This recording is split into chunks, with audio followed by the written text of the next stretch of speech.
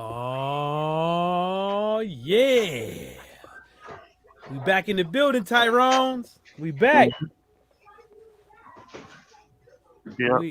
We is back. What's up, man? That's good. Yeah, I'm So, good. have you seen the title of my video, Alex? No, what did it say? 2019 boxing talk. Charlo versus Harrison is happening Saturday. Sorry, I can hear disturbance in the back. Say again? Yeah, I'm gonna put my mic on mute. God I damn, is said it y'all was. wrestling over there? I said Charlo versus Harrison is happening Saturday because Charlo is stuttering all over in the press He's what? conference. He's stuttering. Oh yeah, it was bad. It was bad. Yeah. Yeah. That's stuttering. Mm-hmm. And then his team, the Samoans. I don't know what this is all about. You know, I saw a mix of them. You know, his future, what's it called? Or somebody has that. Hawaiian Sophie. Nah, his future mother-in-law. She looked, you know, in a bad way, and I don't know. I like Hawaiian. It's weird shit. I don't know what's Yeah, going on there. what's his name? Tony Harrison said cuz, and then Rose was like, cuz? Nah, Uso. That's the Samoan saying. Weird.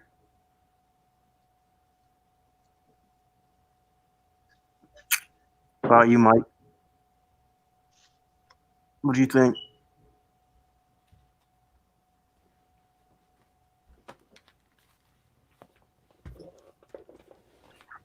Alex?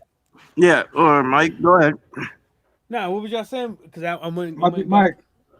Nah, ain't no fucking goddamn Magic Mike over here. I said Charlo was over there stuttering. He needed his backup for help. Nah, he don't need his backup for help. The dude ain't that witty on his toes, man. And people just need to understand that. Then he's combating this guy that won against him, which the fight could have went either way.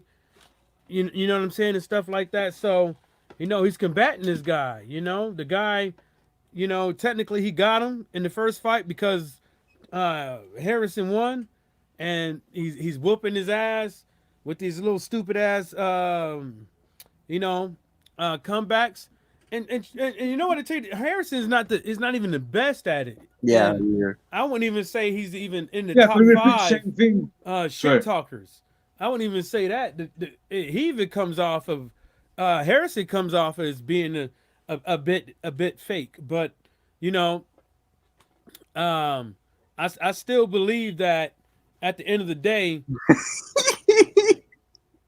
I still at the yeah I see You're the better. I see behind you laws. But at the end of the day, it's gonna be either Harrison got to prove to everybody that he can win again. Right. And Harrison is more worried about talking shit to this dude, trying to get in his head. And now Charlo, the doubt is with me is I always try to give boxers the benefit of the doubt with their weight, with them being in the gym like they're supposed to be, because they don't have they don't have these type of guys don't have a second job. This is their job. This is their job to box. Yep, we not talking about these other cats that they got used cars, or they janitors, or they work at Starbucks Bakers. or something like Bakers. We not talking about them. Yeah. We talking about actual people that this is their profession and this is all they got to do. So I just hope that Charlo gets up in here in this fight and actually does what he's supposed to do, and don't worry about all the bullshit and the loss against Tony Harrison and what everybody else got to say, because at the end of the day, this guy, he beat you on points according to the the judges, but just do your game plan. You know, be consistent with the body. You know what I'm saying? Hit him up top every now and again. I say just hit him in the body every single fucking chance you get, because you know you slow this dude down, slow him the fuck down. You know what I'm saying? Obviously, Yeah. you saying you could take his shots, so don't worry about it. Slow him the fuck down, and then get him up out of here. If you saying that he never hurt you, if you saying you could take his shots, fuck his body up, slow him down, get him out of there 6-7. Right. I digress. Yeah. And what's his name? Harrison ain't even got the most impressive cardio. Jarrett Hurd managed to catch him. I think Harrison got some good cardio. Right. But the thing that's about him is that I don't think necessarily he has the hard body and the chin Pause. to take Charlo's punches like that. I.e., the reason why he has to box. There's some fights that you have, like look at Wilder and Duopause. Wilder chose to sit up over there and stand toe to toe to this guy and let him swing and go toe to toe with this guy. Literally. Right. Shoulder to shoulder with this dude, and most times in that fight, they standing in the middle of the fucking ring or on the ropes or in here. Wilder stood toe to toe with this guy. Wilder didn't have to stand toe to toe with that guy. He could have just jabbed him all fucking night. Then eventually fucking landed a few right hands and got him up out of there. But nobody understood that with Deontay Wilder. They just want to say, oh, look at his eye after the Duopause fight. Wilder stood toe to toe with the guy. Literally. Right. Literally. And Duopause actually, he's a heavy-handed guy. And then if you look at Duopause body in that fight and the shape that he was in the other fights after that, then that would tell you something too. Can take a good punch as well. Yep. Yeah, just going back to that Harrison Charlo fight. I've watched that fight again today, mate, and you can quite easily see why people think Charlo won, because he did really good work. My mom thought he won. I mean, we were all looking at it. We were kind of shocked because it was the. Hey, Lawrence, didn't we watch that together? My mom. No, not what I know of, Mike. No, me and you watched the Daniel Dubois. Yeah, that's right. Yeah, and Gourmet. No, Daniel Dubois and Richard Lartley. Oh, okay. And we watched Dave Allen. I've got an echo on me. I'm surprised. No, you good? Nah, I can't hear an echo. Your echo was just the room ambiance. Yeah. Because so you're in the kitchen. You kind of in the kitchen. You in the kitchen. Yeah. You're not in the kitchen. So going back to that, I can see why people think Charlo won. I think the reason why the judges gave it to Harrison, I think because it was the single shots what he threw. They were more cleaner punches. Don't get me wrong, I think Charlo did more work and hit him with more punches. But some judges, some score it off like power shots, don't they? Some score it off how many shots were landed. But I definitely think that Harrison did the more cleaner work. Yeah. Well, just quickly, Matt. Sorry, man. Yeah. Just quickly, I'm still going to go with Harrison because I think Harrison's got in his head, because Charlo knows he should have never have lost that fight to Harrison.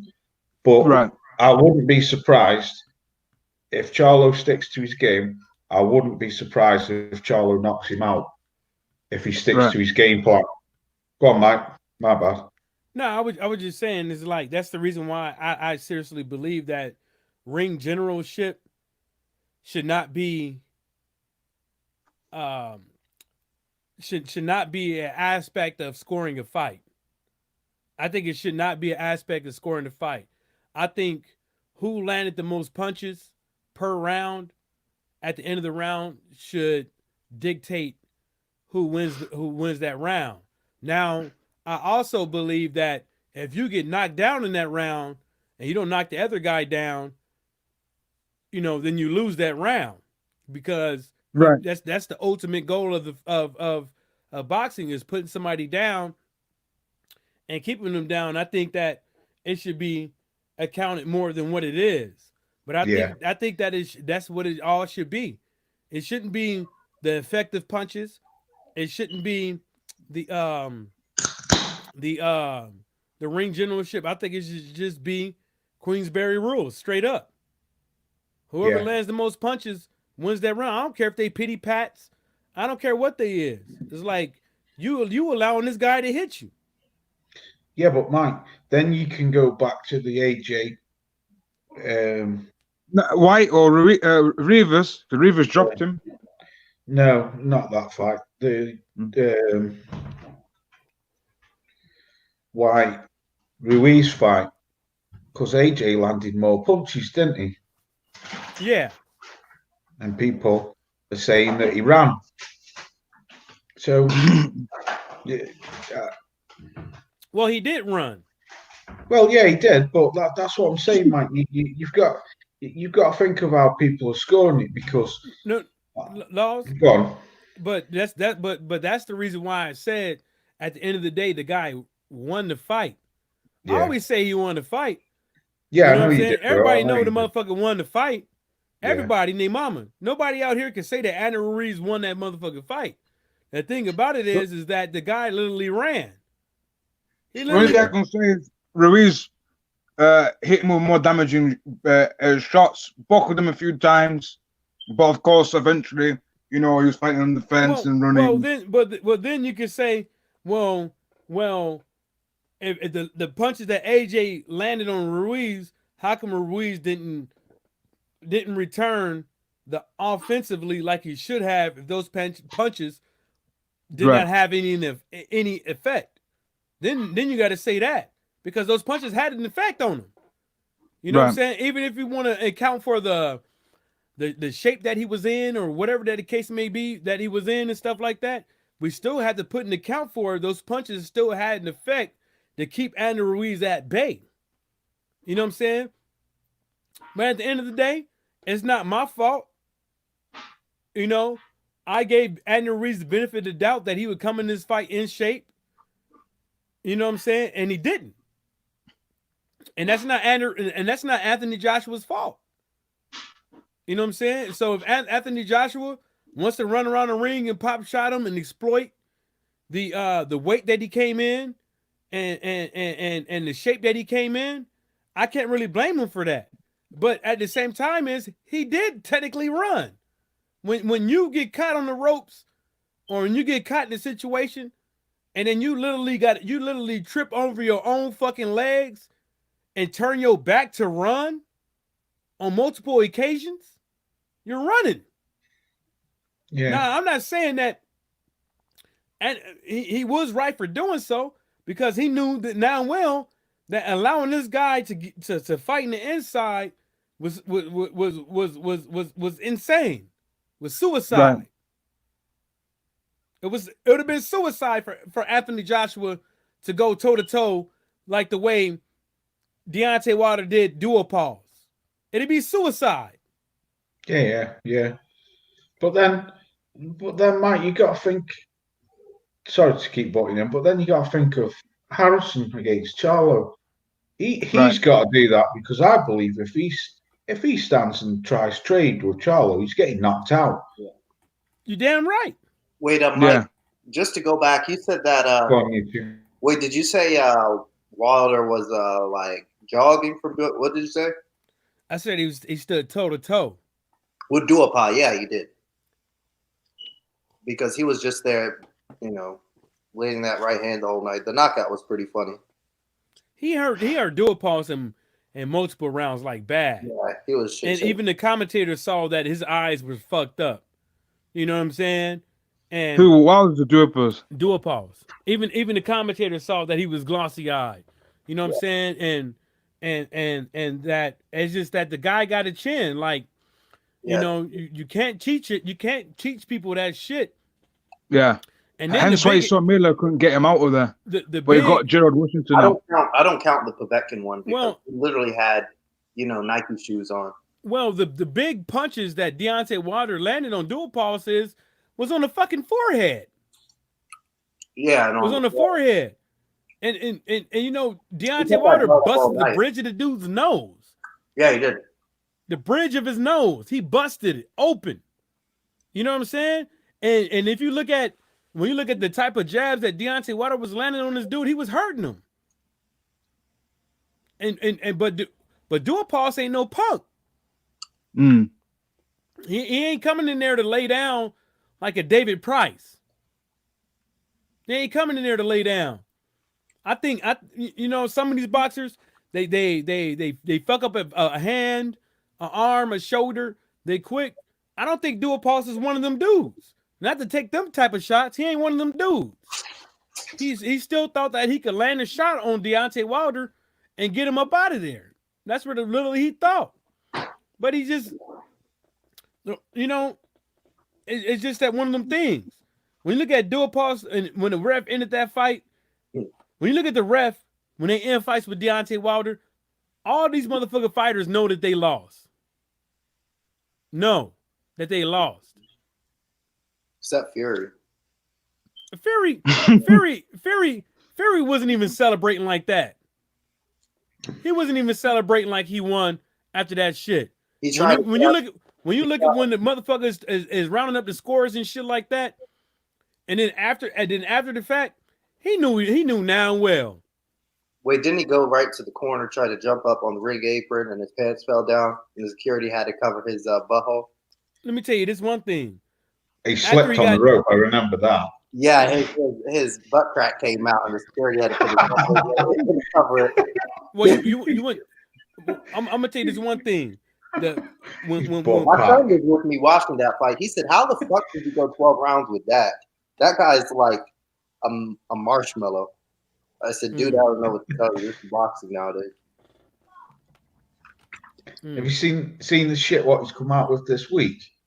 Who with that bitch ass White?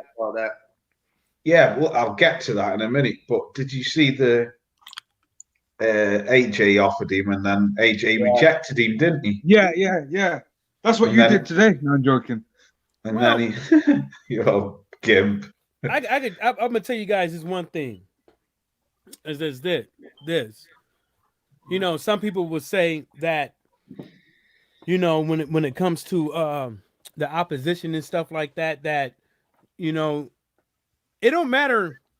It does not matter in sports on who can make you a better fighter.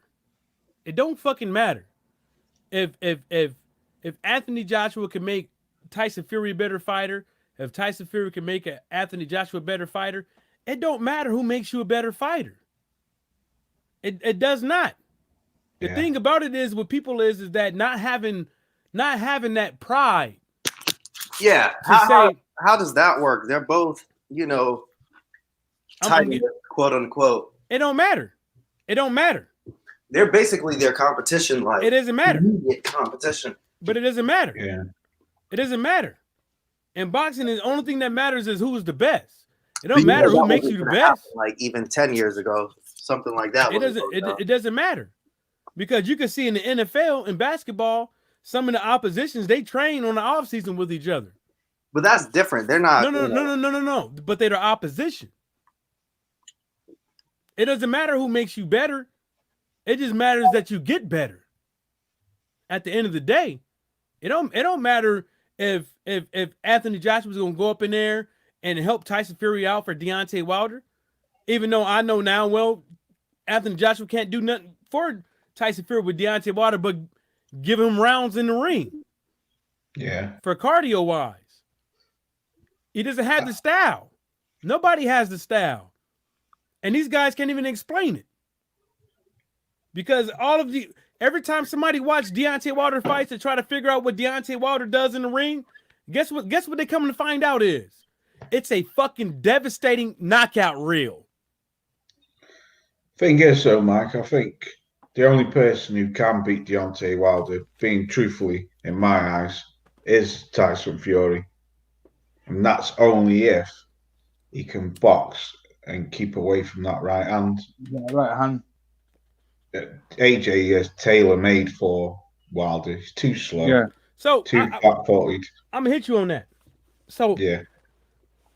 You look at Tyson Fury's fights. Yeah. Right.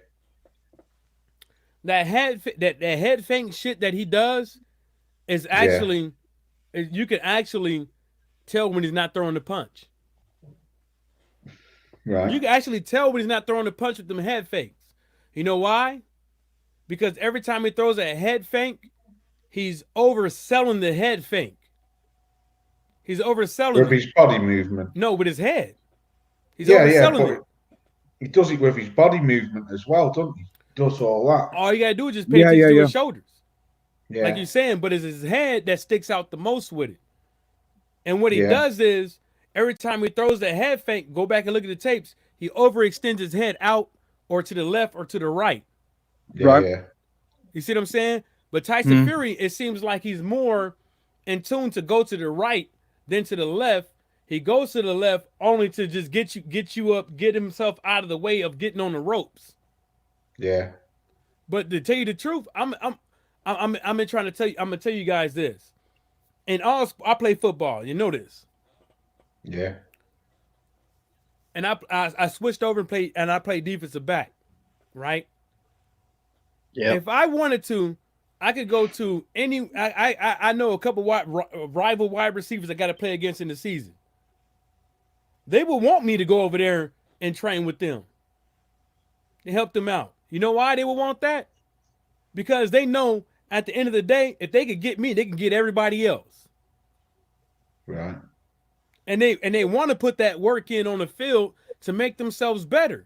Because when you in practice, the level of competition you got might not be the elite level when you get into a game. Yeah, Mike, I saw that clip of you. I saw those clips of you, man. They can't breathe with that man-to-man coverage. Yeah. Oh, you ain't seen them all. Cause I got some other ones, man. When I'm just basically just pity patting them. I'm giving them 1 or 2 of my hands and letting them get off the line. But they think that they burning me, but they ain't. But they don't get no balls thrown to them. And my coach always keep trying to tell me to give them to like make the quarterbacks feel like they open. I'm like, man, if I do that, I might fuck up. Like, fuck it. I'm just gonna shut them down. Fuck it. Shut them down. He want me to my defensive back coach wants me to allow the wide receivers to feel like they open for the quarterback.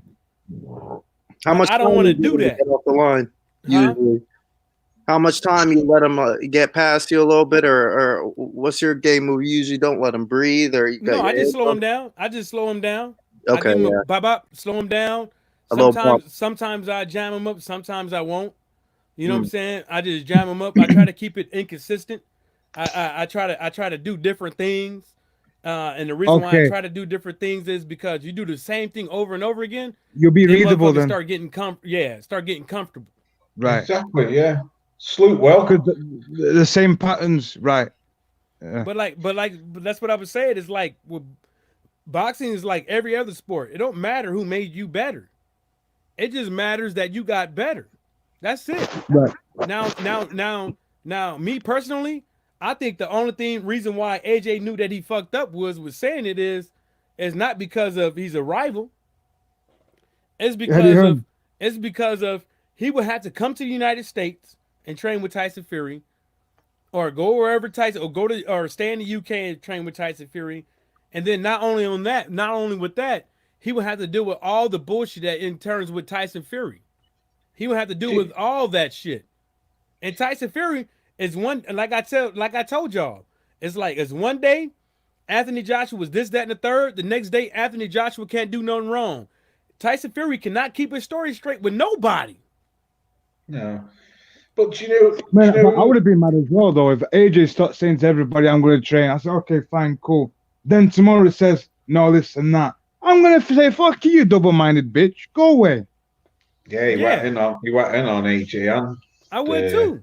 I hate double-minded folk. I hate people like that in general. Because at the end of the day, that could have made Anthony Joshua better. Well, he could have picked up a few skills off him, yeah. Because Tyson Fury's a better skilled boxer. Like, Deontay Wilder was with Klitschko. Then Klitschko became a rival. And look at everybody else. It happens that way, but at the same time is by training with those guys, even when you was on a team, it made you a better fighter. Yeah.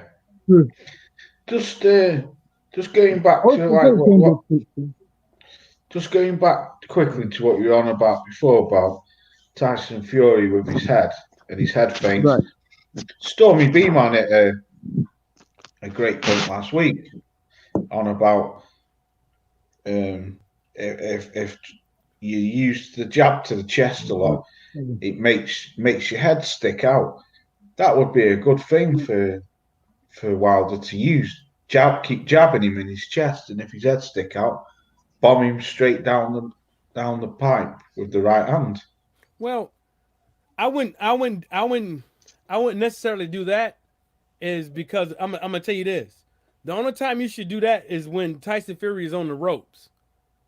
And the reason why you should do that, only reason why is when Tyson, I'm just saying, is like, I'm not saying he's wrong. But it's because Tyson Fury has nowhere to move on the ropes. He's gonna go side to side, maybe dip.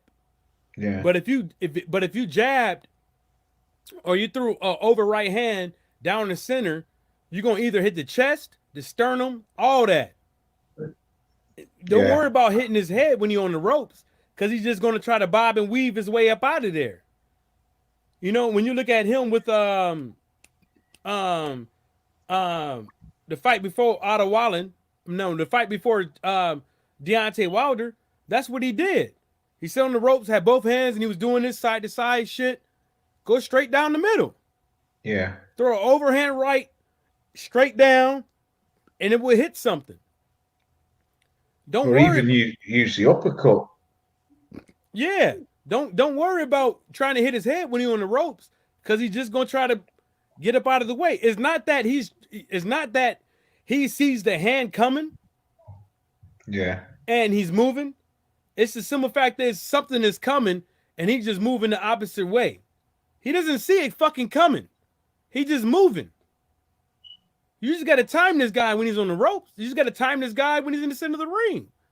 Yeah. If he's doing that herky jerk shit, don't worry about throwing it at his chest. If he's in the center of the ring, don't worry about throwing it at his chest. Move to the side and throw the jab at the opposite side where you think he's at. Guess what? You're going to hit him, because he's not seeing the punch coming. He's just fucking moving. He's saying, hey, you want to hit over here? I'm going to move over here. That's what he's doing. Thing is, though, Mike, Tyson Fury's very hard to keep him on the ropes. I've seen in that Wilder fight, he's very good at turning his opponent off the rope. He's very good at getting himself off the ropes. No, he's technically he's actually really not. The thing about it is, people are too worried about hitting up top. People are too worried about hitting up top, and the people that he do get off the ropes against and stuff like that, they're smaller opponents, to where he can use his arms and his body as a shield, because they got their head dipped down and they trying to go up top. So they can't see him moving out of the way, because he sticks his arm out there and they got their head towards the ground, and they throw in the overhand right, or they throw in a hook, or they throw in the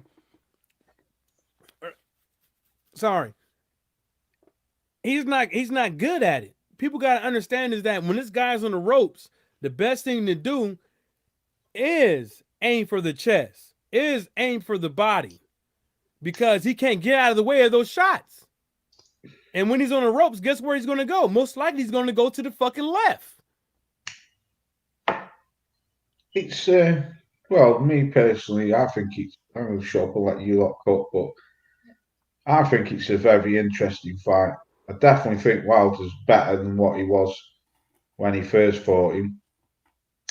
And I think Tyson Fury's gone a little bit downhill. But that's only because he's fought shitter opposition. There's nothing saying that he's not going to be up for it this time.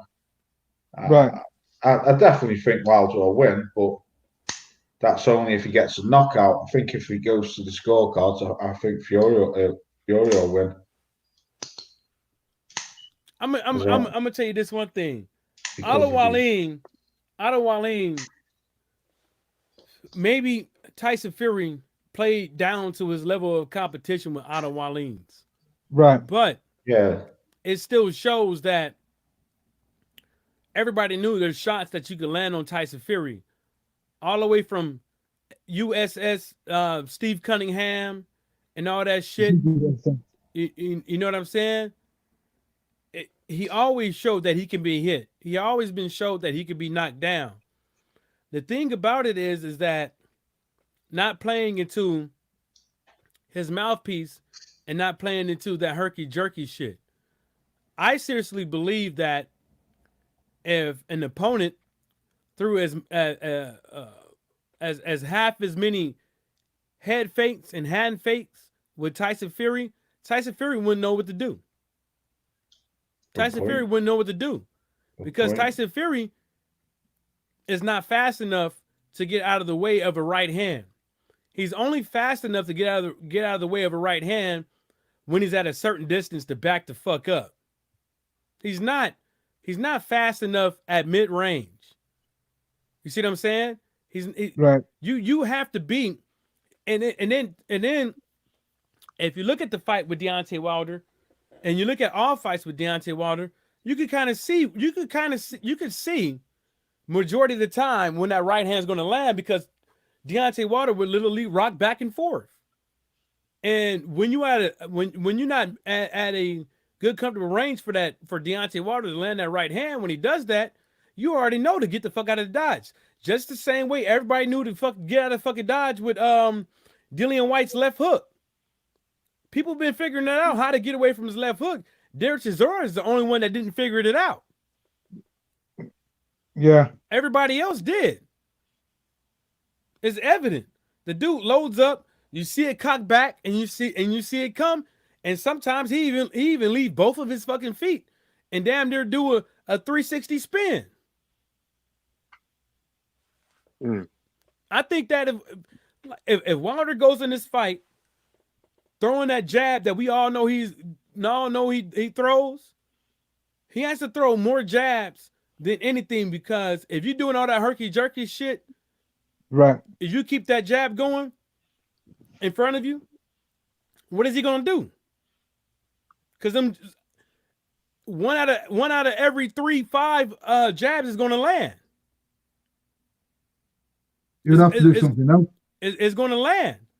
If he's on the back foot, you stay on the back foot. Don't let this motherfucker get in there, get into it, get in this comfort position and throwing combinations. Don't let him do it. And then Wilder doesn't throw enough combinations against nobody. Think about it. Look at Wilder's last 3-4 fights. How many combinations do you see him throw? Like 3, 4, 5, 3, 4, or 5 punches in a row. How many times have you seen that? 3, maybe. Yeah, he doesn't throw much. But if you look at everybody else, how many Furies you see them throw? Hell, everybody else has to throw a lot. Even look at timid ass Joseph Parker. He throws timid ass. You know what I'm saying? And Deontay Wilder is making these guys comfortable with that shit. Learn how to throw these combinations and stay out of dodge. They ain't gotta be a Jarrell Miller combination to where he's like rubbing on you, but allow them to be somewhere to where they quick, they're not as strong as they should be, but it's like, hey, you know to watch out for this shit. Because if I land one of these motherfuckers, I'm gonna land something else. If I land one of these 3 shots, something else is coming with it, and that's what Deontay Wilder should do with this dude. And Deontay Wilder doesn't bounce on his feet. He doesn't or nothing like that. He side shuffles. He rocks back and forth. He doesn't dance on his feet. He doesn't do what Evander Holyfield do. He doesn't do what Andrew Ruiz do, lunging with punches and shit like that. He stays calm, cool, and collective. And if I was a fighter fighting against Deontay Wilder, I would jump on him in the early rounds and try to get him out of there. I think that's what he's gonna do. You know, I don't think this. I think he has to get in there, jump on him, and finish him. You know, pause before 6 rounds and just get him out of there, because I don't want to play this, you know, pit pat bullshit for 12 rounds and then, oh, you need a knockout now. No, he's not going to do that. Not this time. Yeah.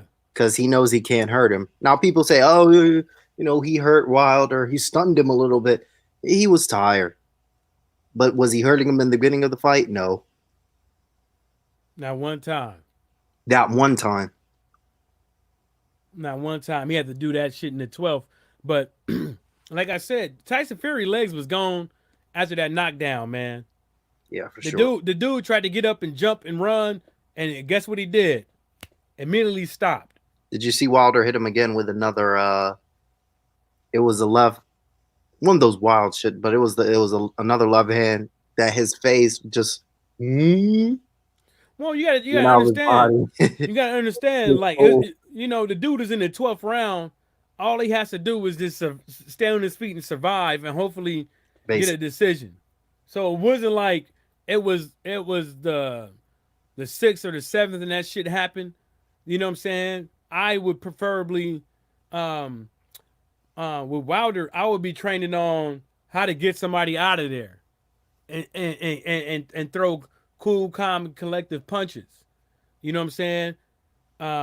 And get this dude out of here so he won't get caught. Because really, to tell you the truth, you know, that's all you got to do with these guys is just break them down. I would just work on how to break Tyson Fury down rather than just trying to make people think that I'm trying to box you. I'll be just trying to, how can I break Tyson Fury down in 6 rounds? That's what I'll be doing. How can I break him down in 6 rounds? Because I got 5 after. I got 2. You know, what is it? 5 rounds after that, something like that. You know what I'm saying? Worry about. Well, yeah, I got 6 after that. Sorry, 6 after that. Worry about just, you know, in 6 rounds how to break this dude down, because I don't think anybody can take these body shots from Wilder like they come off like they take him. Even when you look at dual pause, look at the body shots. Now what's coming? What sticks out to me was the best one I probably saw of him was it was well, 2 of them. The one with Brazil in that first round, and one that was even better was the one against Washington. I thought in the round he knocked him out, and it was a left hook. It was really quick. Now, does Wilder, can he do a whole bunch of body work and put punches together around the body? No, he doesn't do that. He just, these short, sweet shots that you don't see coming because you think he's a headhunter, and I think those work the best. He's an amazing body puncher, and he's not a body worker, pause, but he's going to do what he has to do, and I think those are small, cute things that help his game out. Will Magic Man said Wilder makes them all look like David Price in the end. Laugh aloud, flat on the deck with a ring of Tweety birds around their head, like in the cartoons. Yeah. Them everybody know. Like, imagine if you had to face Deontay Wilder and he was like, yeah, let me go look at his tapes and shit like that, blah blah blah, whoop, and see how this guy fight, right? I keep trying to tell you guys, you're looking at a highlight reel. All of them. And all of them know that everybody tried their best to stay from that right hand, but you can't do it. You can't do it in this small ass fucking square. The small ass fucking square. You got to stay out of Deontay Wilder's range of his right arm for fucking 12 rounds. You can't fucking do it. You cannot fucking do it.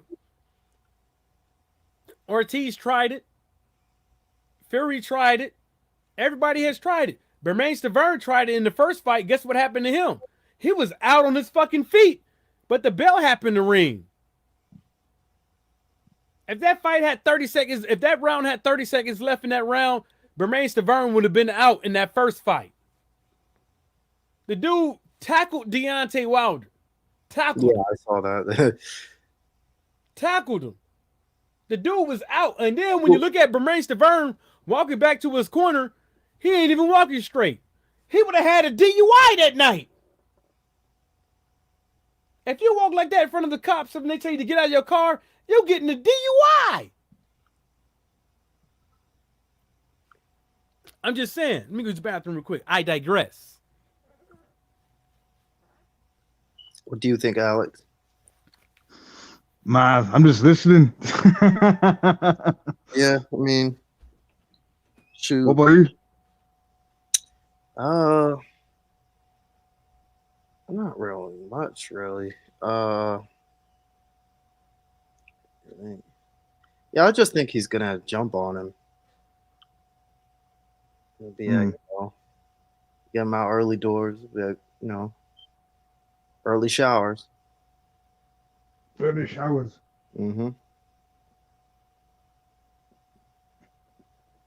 Yeah, no reason to Sorry. bat. No reason. To try to get on in it. Yeah.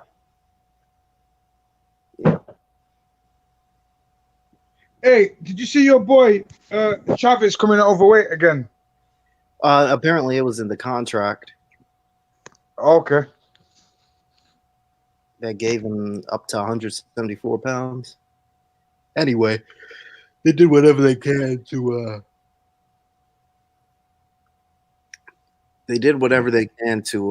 get that fight going. I mean, it's a fight nobody cares about.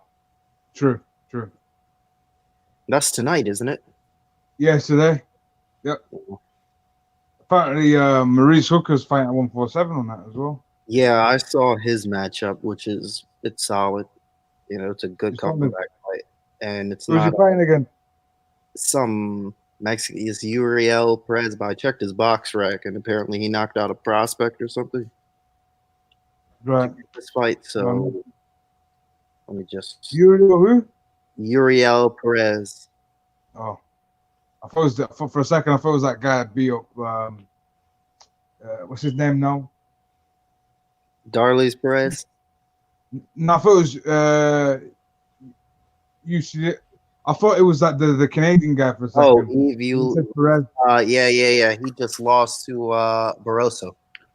Shit, everyone's losing. Yeah. That's good. That's good. Maybe I might change the mind. Well, Magic Man said, anyone know how big the ring is going to be in the Wilder Fury 2 fight? I'm not sure. I don't know. He said what? I got no clue. How big the ring is going to be. I tell you how big the fucking ring is gonna be. The ring is gonna be as big as a fucking Nile River. Give fucking Tyson Fury enough room to run around and freely like a free range fucking chicken. They're not gonna let him do that. They can't let him do that. What else we got? There was something I want to talk about, man. Was it about Chavez? Well, wait. Magic Man said something funny. Wait. Yeah, he agrees with me that I'll jump on him. He said Dubois is fighting a sushi chef tomorrow night. But I'm gonna tell you, I'm gonna tell you something about these sushi chefs. So I lived in Japan for a little bit, right? And how many years, Mike? Don't worry about it. Don't worry about it. I had the liberty to meet a couple bar owners, befriend a couple bar owners. Some not so friendly if you get on their bad side. Some extremely friendly, but I also got to meet a lot of Japanese women, MMA fighters out there in Japan. And one of them I became very good friends with, and he told me personally when I was leaving Japan that, you know what, man, you the only dude that treated me like a human being, and I appreciate that because a lot of these Americans out here are assholes, which we are. But yeah, I'm you not. guys are. But I'm not. You know what I'm saying? Yeah. He actually gave me a cool little present too. Have you Some got of it those, with you? huh? Have you got the present with you? Yeah, I still got it. MMA gloves. Nah, I ain't MMA gloves. We was outside and I was using my bare hands as the mitts, you know, doing 1-2s, and the motherfucker was like, "How the hell you taking that shit with your hands?" I was like, "I got these strong ass dick beaters, man. Like shit." You know what I'm saying? Mike's top secret You know what search. I'm saying? Had these strong ass dick beaters, you know what I'm saying? And you know, the way I put it is like this. I seriously believe that a lot and F.A. Job has said it best on Real Ghana Boxing earlier today. Oh, Real Ghana had him on. Yeah, he had F.A. Job and Derrick James on there. It's pretty good. Oh, cool. He said it the best. A lot of these, well, he didn't say it the best, but I'm gonna tell you this: a lot of boxers need to get out of their comfort fucking zone and not feel there's a difference between having pride as a countryman and stuff like that and the flag and all that shit. Vodka good. But you need to get out of the comfort zone, man, and get with other camps and get with other trainers and stuff like that and become better fighters. Because some of the Japanese guys I met, they hit hard as fuck. They hit hard as fuck. I went to the gym with them, played around with them. I was like, damn, man, it's like you got to slow down, man. Like, you know, you up here and I'm down over here, man. You got to slow down with them headshots, man. Like ease up. You know what I'm saying? And they just don't have the other shit to get him up over the top. Like this Fujimoto guy, he has the power and all this stuff, but the thing about it is that it seems like Daniel Daniel seems like he got a better chin than Anthony Joshua. Yeah, definitely. You know what I'm saying? And that if you don't have the same trainers and your trainers ain't been teaching you better, like with the looks that you get, and that's the reason why I'm trying to tell you that it doesn't matter who you learn it from. It just matters that you learn it. See what I'm saying? It just matters who makes you better. Because even if Fujimoto, I suspect that he's going to lose against Daniel just because he's coming from Japan, just because he doesn't have the training. No, it's just because if you're fighting in one country all this time, right, or this one region all this time, you fighting probably out of 10, 20 fights, you fighting 15. I mean, out of 10 fights, you're probably fighting 6 guys the same. Out of 15 fights, you're probably fighting 10 guys the same. They got the same style. And you know, you already know how to beat it. So how is that gonna make you better on the world stage? Right. You got to get around to face competition to get better. You can't just stay. You can't just stay in America. You can't just stay in the UK. You can't just stay in Japan. You can't just stay up over there in what's it called, like Eastern Europe, Europe or whatever they want to call it. You can't stay up Romania or something. You can't just stay up over there if you want to be undisputed or if you really want to solidify yourself as a world champion. Because you fighting a lot of guys are the same and you already got the blueprint to beat them. Right. You figured it out. Not you know what I'm saying? If you look at how many motherfuckers win the Asian belt, the European belt, the Irish belt, and all these other fucking weird ass fucking belts, look at them. They figured out how to beat people that's been fighting the fucking same. Not stiff competition. And stiff competition does not mean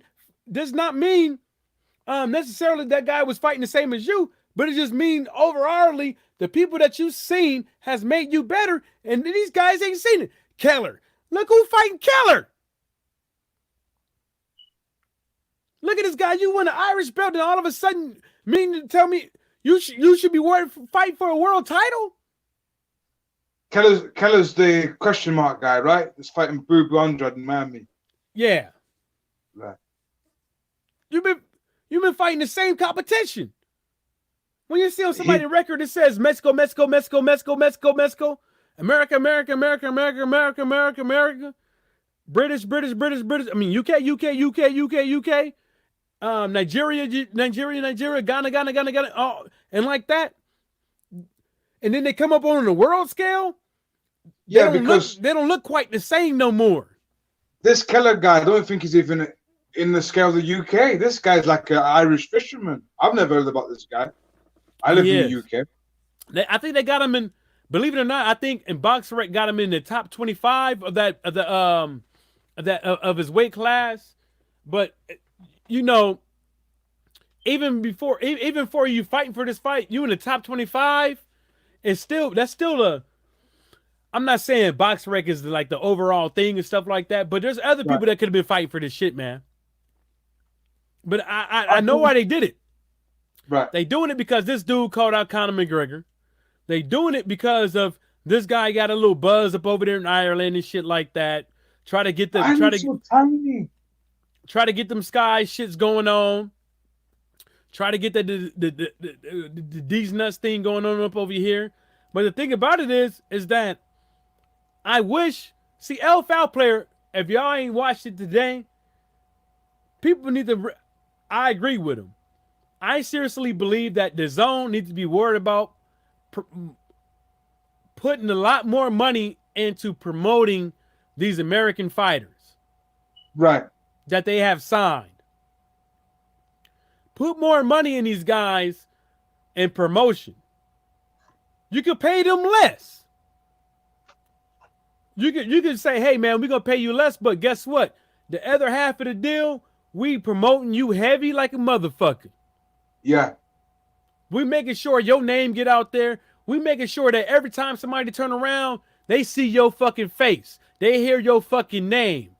We gonna make sure that we trying to get you on these TV shows. We gonna try to get you on these interviews. Hell, we might even try to get you on a couple of songs with these rap artists out here in America. But Mike, do you think fighters really care about this nowadays? Well, I think they do. I think they do. I think they do. Because at the end of the day, if you're going to worry about who the fucking A-site is, you need to be worried about what's coming in your motherfucking pocket, who out there paying attention to you. Right. If you worried about how you can't get Crawford, you worried about why you can't get an Earl Spence fight, that means that's because of a lot of your fans, Terrence Crawford, ain't rooting for you to go up over there to fight Earl Spence because where the fuck your fans at? Where the fuck people that know you at? And there ain't no buzz over here in America for no Earl Spence versus no goddamn Terrence Crawford. I don't want to hear from nobody. I don't want to hear from nobody. No, tell me there's no goddamn buzz. And they coming to tell me there's the only buzz you see is from a couple of people on YouTube. Where get these motherfucking rappers talking about it. Get these movie artists start talking about it. Hell, Miles Davis was watching boxing, talking about people boxing. Motherfucker asked him an interview about who he thinks should fight who back in the days. That's what needs to happen. So I think the promotion has regressed over time. Then I think. Yeah, the promotion has regressed over time because people don't know how to. Because Zab Judah was a people person. People knew Zab Judah in the streets. People knew and solidified Mike Tyson in the streets before he was a professional. You see what I'm saying? Yeah. A lot of these fighters has been progressing through the streets.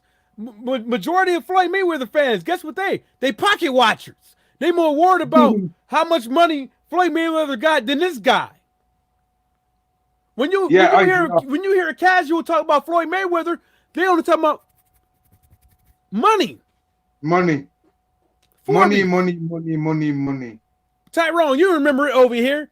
Motherfuckers, oh damn, you see that car that Floyd Mayweather bought? You see that watch? See that chain? You see the bitch that he with? Oh man, you see Floyd? That's all you hear. Yeah. That's how you get the crossovers. That's how you get them. And that's the reason why Tank is in the predicament that he is right now. Because over time, these guys gonna keep talking about him. Look at Earl Spence. Even though I don't listen to that fucking type of music, that Yellow Beezy, whatever you want to call his name is, I don't listen to that fucking shit. But look who he bringing now. You think his fans, Yellow Beezy fans, don't know who the fuck Earl Spence is? Stop it. Yeah. Stop it.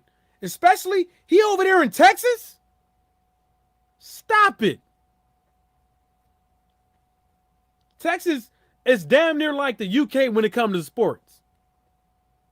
Texas is like the UK when it comes to high school football, high school basketball, college football. I'm not talking about the professional because it's not. I'm talking about professionals and below. When it comes to football and basketball, high school and college. That's what it's like over there. They selling out arenas over there. In college and high school. I'm from San Diego. You ain't selling out no goddamn arena unless it's the championship game, and you still ain't gonna sell it out. You still ain't gonna sell it out. In Texas, the shit is sky high. They making millions on the gate. Because they doing it in a professional setting, in a professional fucking arena. Come on, man. These, and that's what people need to start understanding. You gotta put, if Matchroom, this is just me. If Matchroom want to make it like L Foul Player said, start putting more money in these American boxers out here. Start putting, as far as promoting these guys. To me, if I was a boxer and I was saying, hey, Edward Hearn, can you do for me? I would want more money invested in me than what goes in my pocket, because I know what investment means. Investment means to me is a sacrifice on the unknowing of making it somewhere, financially or media wise. Right. Because you know what? I think they're losing out more. The lack of promotion, overpaying these fighters. They're actually hurting themselves. So I think it's best what you just said. You better promote. Once it gets better, then you can pay them whatever. Like the homie told me at work. He was like, what should I invest in? I was like, I don't know what to invest in right now, but Sprint is pretty low. They have $5. They have $5 right now. So a couple $100 in Sprint, and then wait till it gets 6 or 9 and sell it. He was like, well, why is it at $5? Because that's the way the market runs within seasons sometimes. And then not only that is, it's just probably nothing. Then the other homie told me 3 years ago, why did I put $6,000 in the AMD? And then now he's looking at me like a dumbass. Advanced micro devices. You have to invest in something to make it somewhere. It might not work out. It might just not work fucking out. But at the end of the day, if it does happen to work out, then it was worth it. So it's like kind of a leap of faith, and kind of, you could say. Well, that's what I'm saying. It's like you can't invest in nothing, and then if it was easy, if it was that so easy to fucking invest in things, and it was so cut and dry that you was gonna make money, then everybody would be making money. Then everybody will be making money. I got $6,000 from 3 years ago in AMD due to fucking math, and I ain't sold it fucking yet. And they above $20 now. Above $20.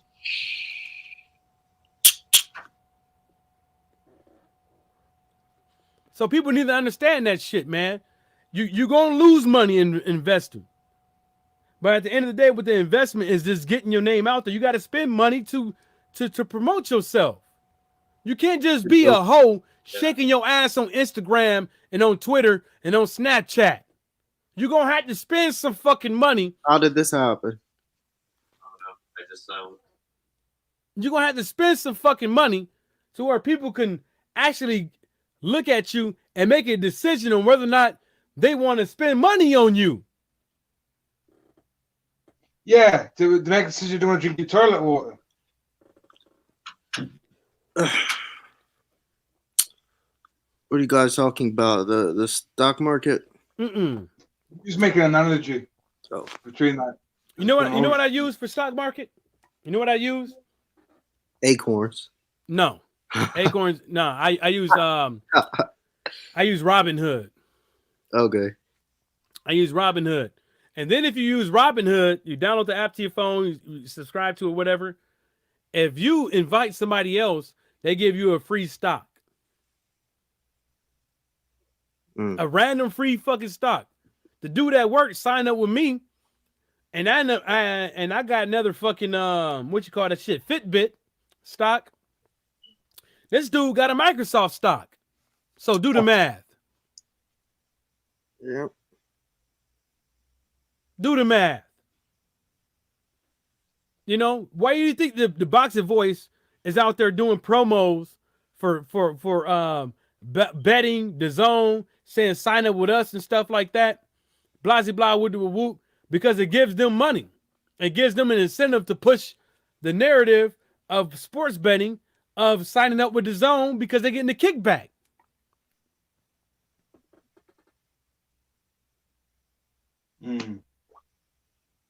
They getting a kickback, and then you going around here doing all these interviews and stuff like that, and a lot of these cats ain't doing the interviews. Like, come on, man. And then you gonna try to say up over there that what fight bomb? He said like some fight didn't do so good on his as the high headline of his thing, knowing down the road that he's wrong. If a fight on pay-per-view or non-pay-per-view, let's just say a fight on non-pay-per-view do 1 million views, right? Do 1 million views. How did it flop? Can't nobody tell nobody around here how anything flops. You ain't seen the contract. You ain't seen how much money is going to the broadcaster, how much money is going to the fighters' pockets. You can't explain that shit. Only thing you can say is some shit that you saw from fucking Reddit or Michael Benson or one of the other cats, but they ain't seen the contract. If Fox is willing to do fights on a daily basis and it does 1 million views, you think Fox ain't making no fucking money? You think the cats that come up over there doing commercials is just spending $5,000 for a fucking commercial? You think people ain't trying to buy airspace and airtime to try to get their fucking narrative or how good their product is? And willing to spend that money? You think that it was a coincidence, like the brother said, that Fox snatched up Deontay Wilder and Fox snatching up fighters and ESPN snatching up shit from ESPN from Showtime? You think that's a coincidence? It takes money to make money. Yeah. You think a couple of $1 million is shit to these companies? When they show a football game with all the commercials on there, they already made that shit back.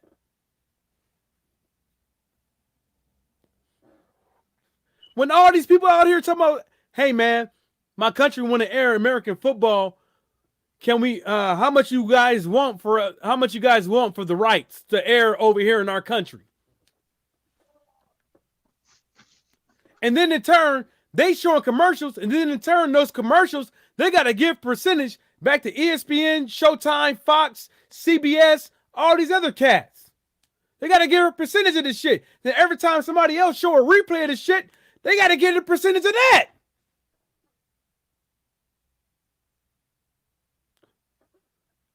You guys don't understand that shit? It's not just the cut and dry shit. That's the reason why they actually have schools for some of this shit, because some of you lame ass motherfuckers on YouTube don't know everything. You think you know everything, and then when you start talking and shit like that, you can't explain shit. Explain to me. Explain it. If you do $20 million in pay-per-view revenue, how is it a flop?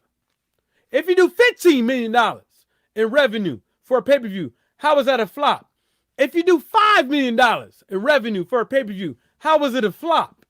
Explain it. Explain how all parties left broke, or one party left broke and one party, the fighters and all them guys, left with some money. When you can show the shit on Showtime, non-pay-per-view, do 1 million pay-per-view buys, do a million on Fox, and with the antenna or with the app through your internet service provider, your internet company, and watch the fucking fight for fucking free. How did they get money? How did they make enough money to air the fucking fight? How is people leaving at the end of the day with money in their pocket and not in the negative?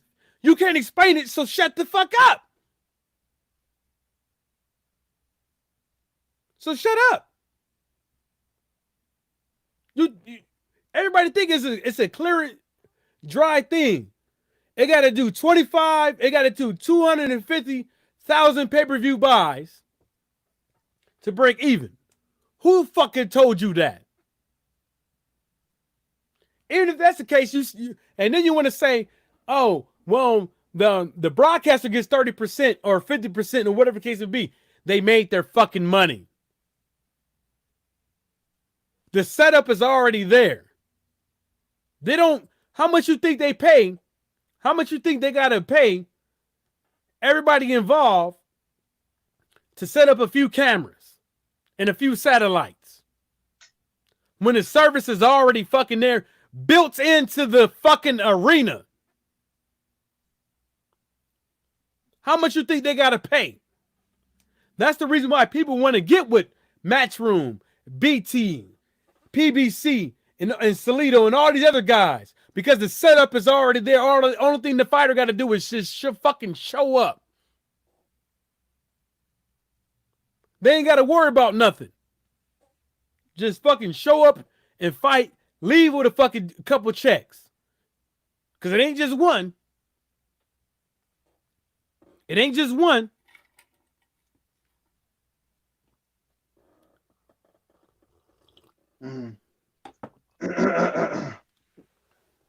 I digress.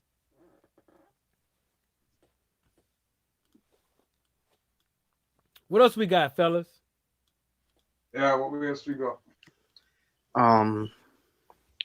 If you want to do predictions of the DAZN card, but I don't think many people care about that. You ain't lying.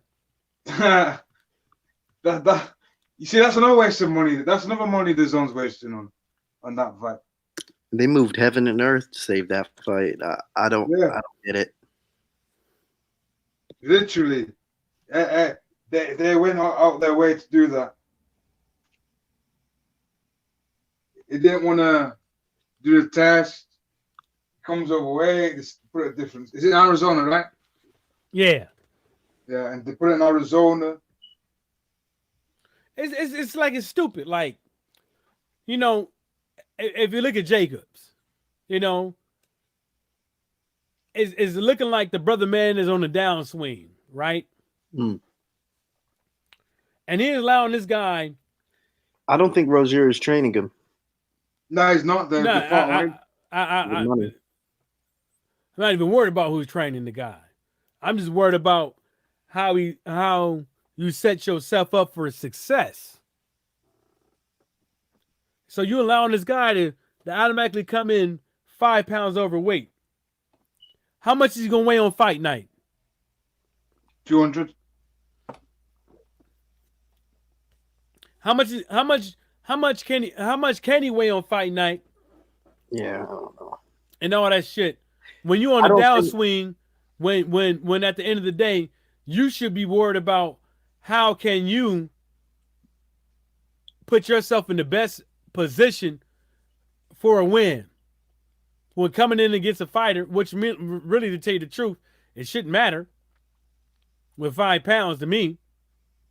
And in that weight class shouldn't matter. 5 pounds shouldn't matter. But like he said, the motherfucker come in 10 pounds, 15, 20. Man, I'm like, you set yourself up for failure. Especially if the guy's in shape. If he's in shape and he comes in like that, man, shit. Might as well move your ass up to heavyweight.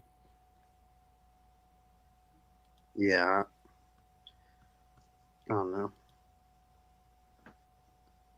No, I'm just saying, like think about it, Tyrone. What if you, right? You a boxer, Mm-hmm. and you training, and you doing all this shit. You hear this guy about to get cut off for the piss test. You might not know how many piss tests did he happen to pass since then. See what I'm saying? Or if he took a piss test before that, matter of fact, and you got to fight this guy, and he's coming in 5 pounds heavier, and then you kind of like, okay,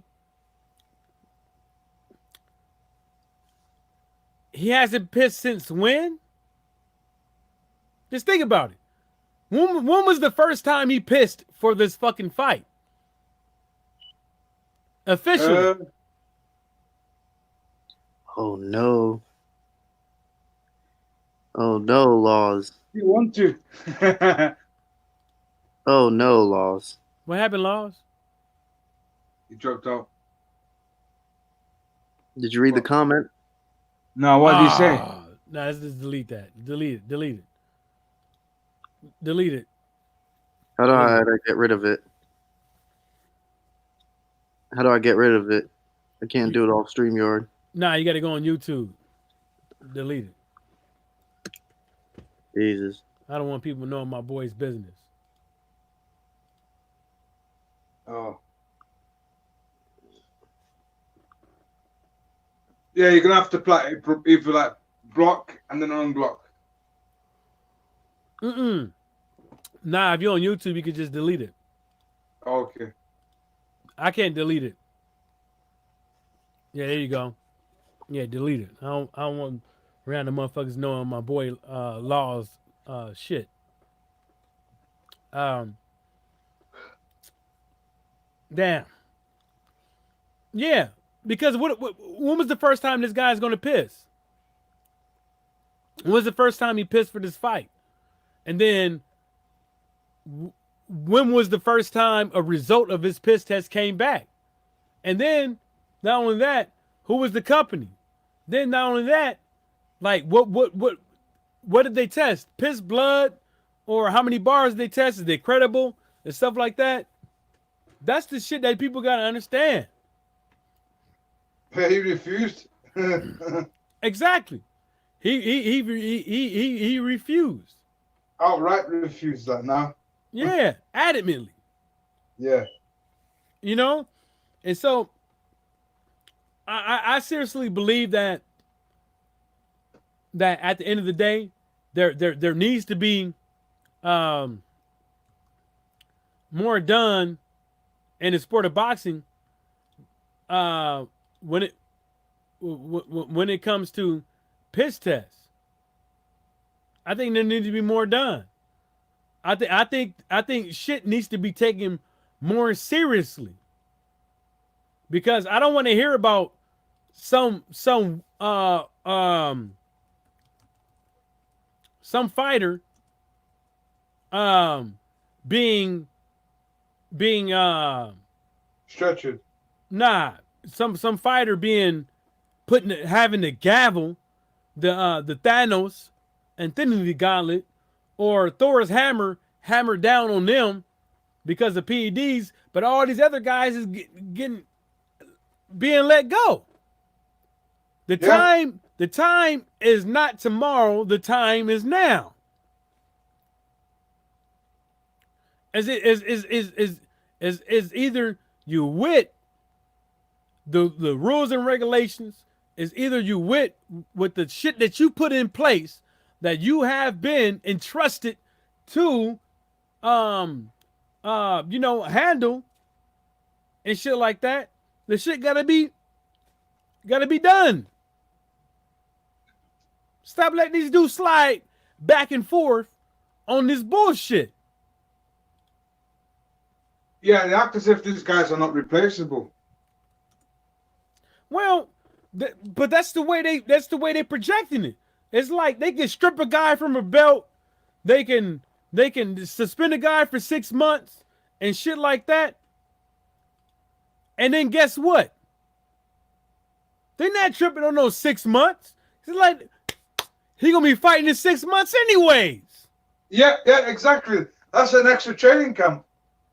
And the fighter even know it too. Like you didn't see Canelo get in the ring all up out of shape because he already knew. Within 6 months, I'm back and I'm fighting a guy, blah blah blah, woo, a credible opponent, as some bitch ass Rocky Fielding or something. Let's. Hold up, I'll be back. Yeah, go on, man. Let's keep it real. What's going on, really, when it comes to these piss tests, and when it comes to these rules and regulations. Yeah, man, it's convenient to whoever you are. That's what it is. The regulations and this bullshit. If you're such and such, well, then we'll give you 6 months. If you're this person, 3 years or something like that. Mm-hmm. But lately, we've seen White get away with it. Now. We've seen. Can you consider Billy Joe Saunders? You consider that as well, isn't it? Mm-hmm. Yeah, Billy Joe Saunders. What's his name now? The Silver Cat. Oh yeah, Manuel Char. He's another one. Yeah, Manuel Char.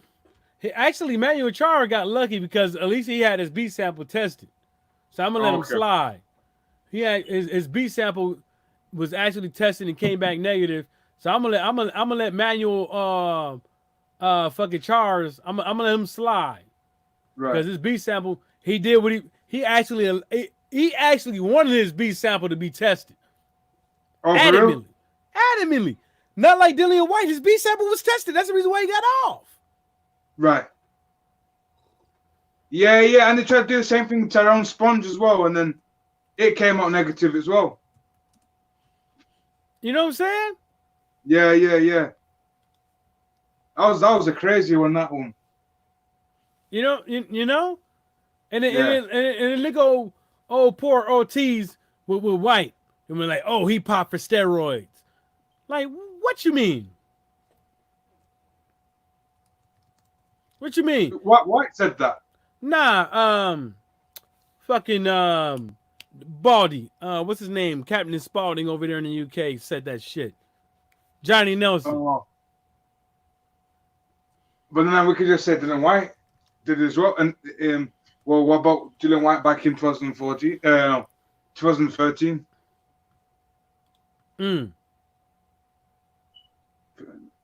Can't be looking at the plaque at someone else's eye and trying to remove it. You got the plaque in your own eye. You know what I mean? Okay. But a lot of boxers they can do it because a lot of people just forget stuff, I guess. Yeah. There was something else I want to talk about too, man. But hey, man, what? Damn, I ain't worried about that. But there's something else though. Because what we talk about for so far? Recap though. Okay, so we talked about the Charlo thing. We talked about Fury the Fury AJ and Wilder thing. We talked about what else did we talk about? We talked about what's his name now? Dubois, about fighting Fujimoto. You mentioned that fighters need to go out, more often out of the comfort zone, stop fighting different countries, etc. Because then they get different looks of styles. We talked about what else did we talk about? We talked about the this thing now, Danny Jacobs with the son of Chavez, and now we're just talking about this thing now about the guys that are exempt, or they get like special rules, or they get like a slap on the wrist, stuff like that. So that's what we talked about so far. Why? What else happened? I don't know.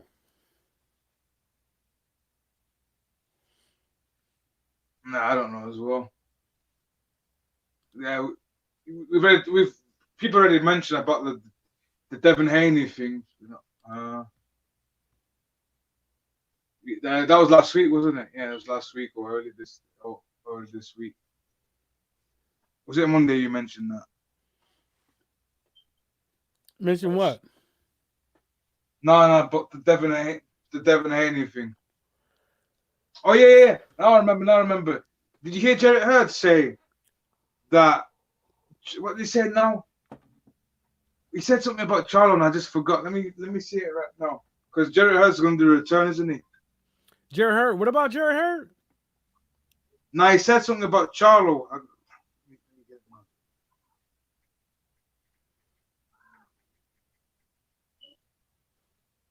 He said Charlo's mentally weak. I mean, he's not mentally weak. Anthony Joshua is mentally weak. Well, I can say mentally Tyson weak Fury is mentally weak. He's not mentally weak. The guy is not see, there's a difference between being mentally weak and not letting your emotions get to you, getting the best of you. Like, we don't hear about Charlo having to see a goddamn shrink. Right. We hear Anthony Joshua having to see a shrink. We heard about some of these other fighters having to seek a shrink. So at the end of the day, what people need to start realizing is that when you are in competition with somebody, I put it like this. I play semi-pro football, right? And before a lot of these games, people were talking shit. Mad shit. Cash money shit. Trying to get underneath your skin. Trying to get you to fight. Trying to get you to do all type of things, right?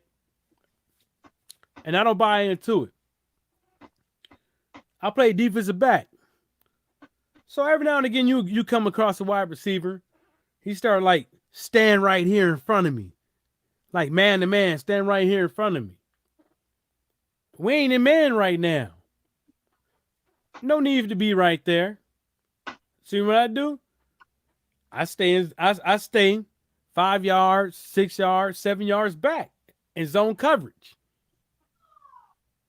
Right? Right. A lot of people don't understand is let people talk they fucking shit. Let them. Because the sweetest joy has always been to allow somebody to think that they winning and then letting them know when reality kicks in that they losing. Right. I haven't been scored on. My first year of playing defensive back, haven't been scored on. Haven't. Why do you think that I'm going to sit up over here and go back and forth with you?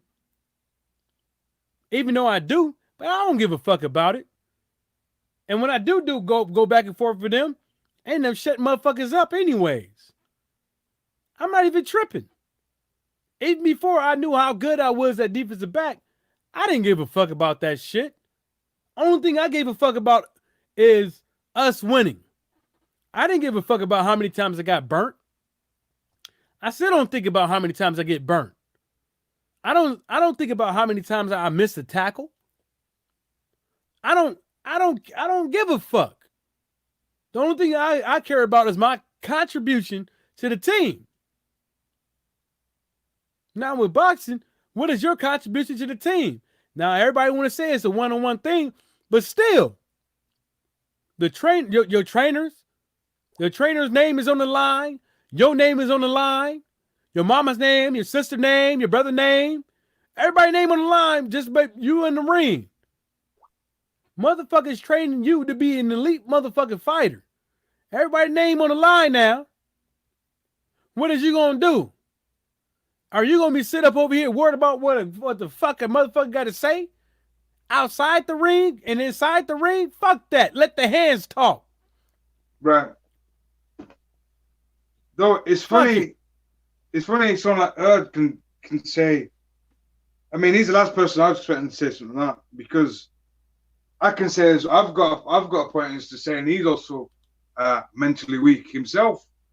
Because once he suffered defeat at the hands of Julian, this guy was thinking of moving up, doing this, doing that. He went MIA, disappeared for a minute, dropped his coach. Then this man, then after, you know, he didn't fight for how many months now? Then he's going to come back in January. Then he don't want to have a rematch with the guy that took his title, and that guy's game for it as well. But he's like, nah, I'm cool. Like, so it looks bad on him because he's staying at 154 unless this is his last fight 154. He was up to 160, but he's staying at 154 and he's not getting a rematch. That looks bad on him. That to me makes him look like he's mentally weak himself. But like, think about this though. Right. You would praise a guy for fighting a lackluster fight and running around the ring and pop shotting rather than a guy trying to knock another guy out, like trying to take the fight to him. And the reason why I say that is because there's all types of ways to win a boxing match. There's not just one. A lot of fighters out here can't win them by knockouts. A lot of fighters out here can't win them by fighting toe to fucking toe. They can only fight one style of fight to get the win, right, which is on the back foot.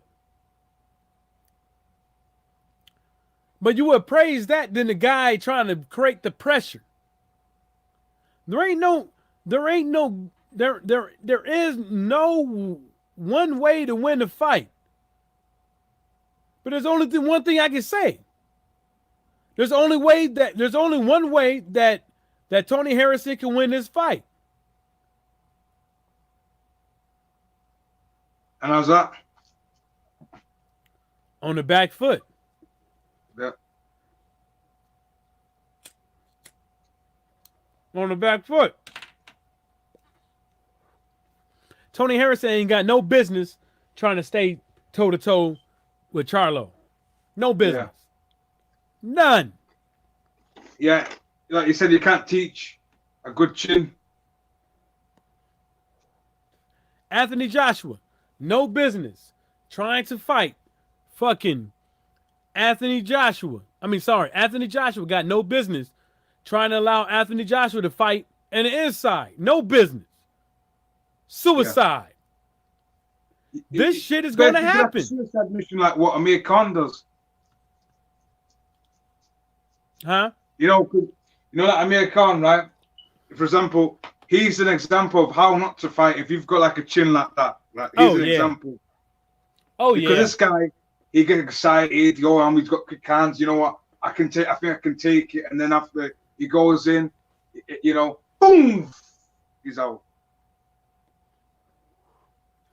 That's how not to fight. If you haven't been blessed with a good chin. Oh yeah. Oh, let's talk about this. So Edward Hearn came out and said that what's he said now? Edward Hearn came out and said that you know,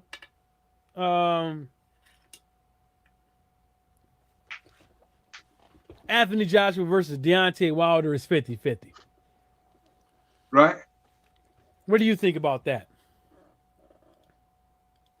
50-50. Yep. Well, I'm sorry. He didn't say it's 50-50. He was basically saying that he will entertain that notion. He's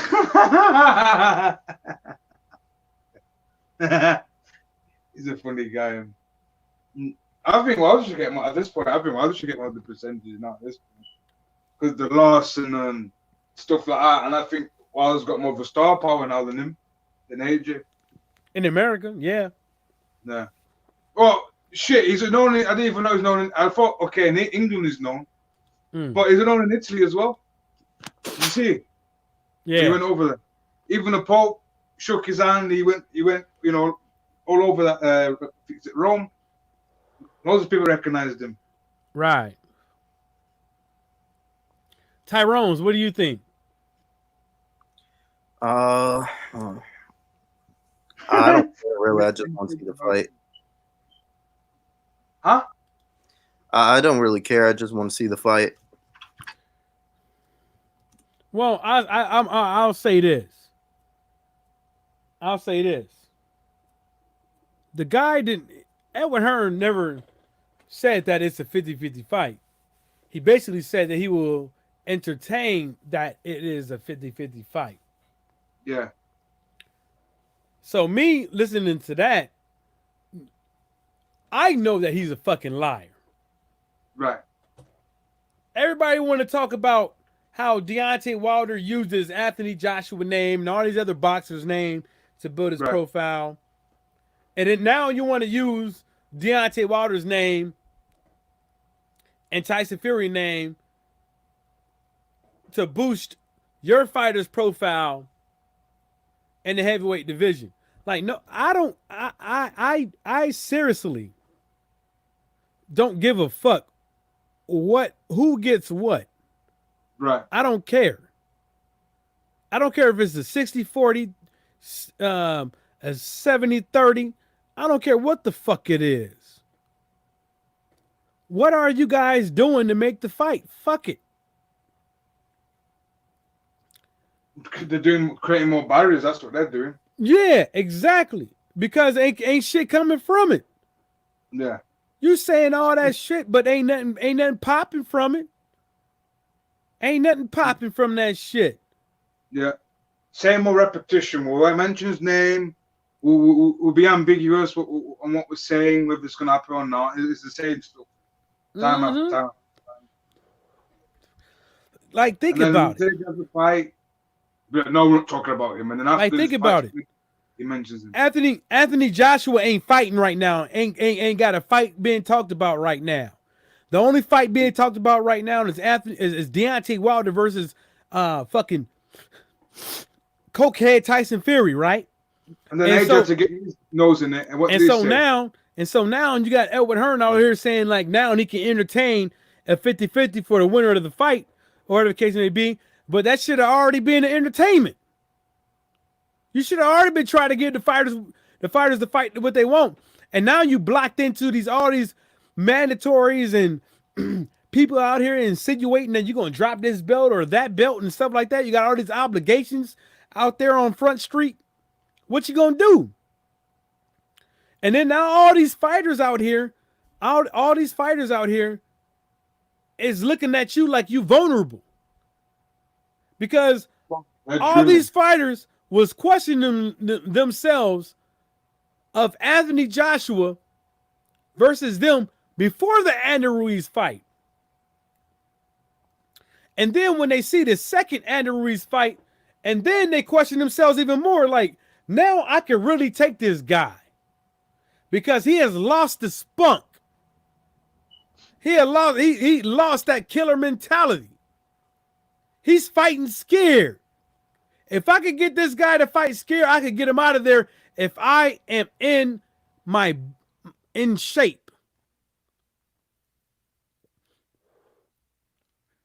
Can get him up out of there.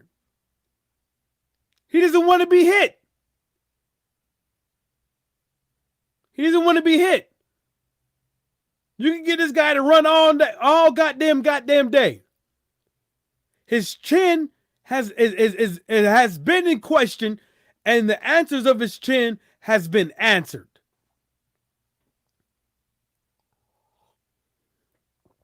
It has been answered. Yep. And everybody knows it. Why would you Michael Hunter showed you the best thing to do against a fighter that thinks that they can win just based off their chin, take it to him. Question their chin. Michael Hunter questioned Alexander P.E.D. motherfucking Povetkin's chin. Question it. Kept Michael Hunter, kept P.E.D. Povetkin at bay. Kept him at bay. He didn't have the best of offense. I mean, the best of Michael Hunter didn't have the best of defense-wise, but he kept the motherfucker at bay. Right. It did. Because if that's the case, how come P.E.D. motherfucker Povetkin didn't get him up out of there? Povetkin had no business fighting the fucking Michael Hunter on a level that he was in, on a level that he was on at the time. If you're talking about you trying to fight for a world title, you're talking about you trying to fight for your position in the section of body. That should have been a fight for a Fujimoto.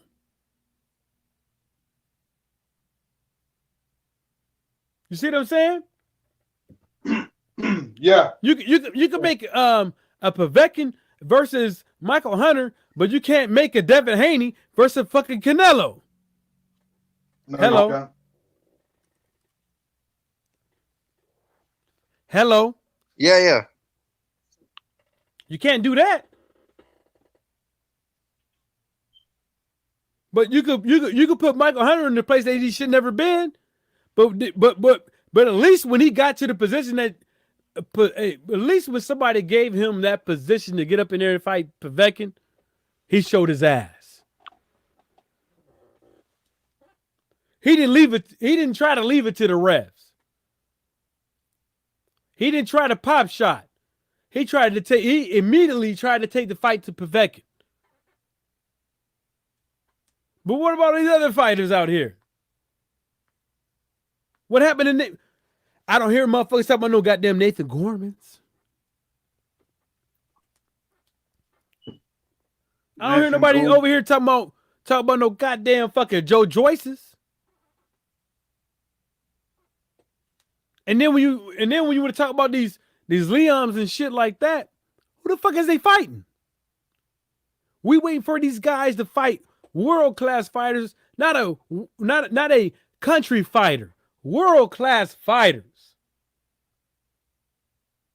We want to hear about these guys fighting the best out here. You got Boo 100 fighting a village fighter. Oh, no, we know what we got. We got Chavez versus Jacobs on the Thursday. That's what we got.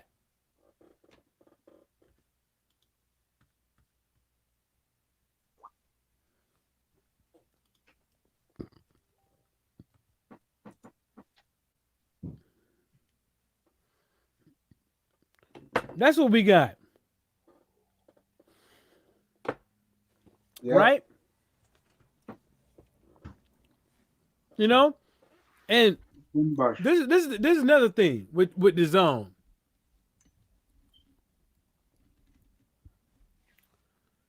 This is the thing with the zone. As far as what I can see. As far as what has been happening. You can make a a big old fuss about what Anthony Joshua did versus Andrew Ruiz, even though motherfuckers tuned into the zone to watch Andrew Ruiz in the United States. Anthony Joshua was doing how? What was his numbers?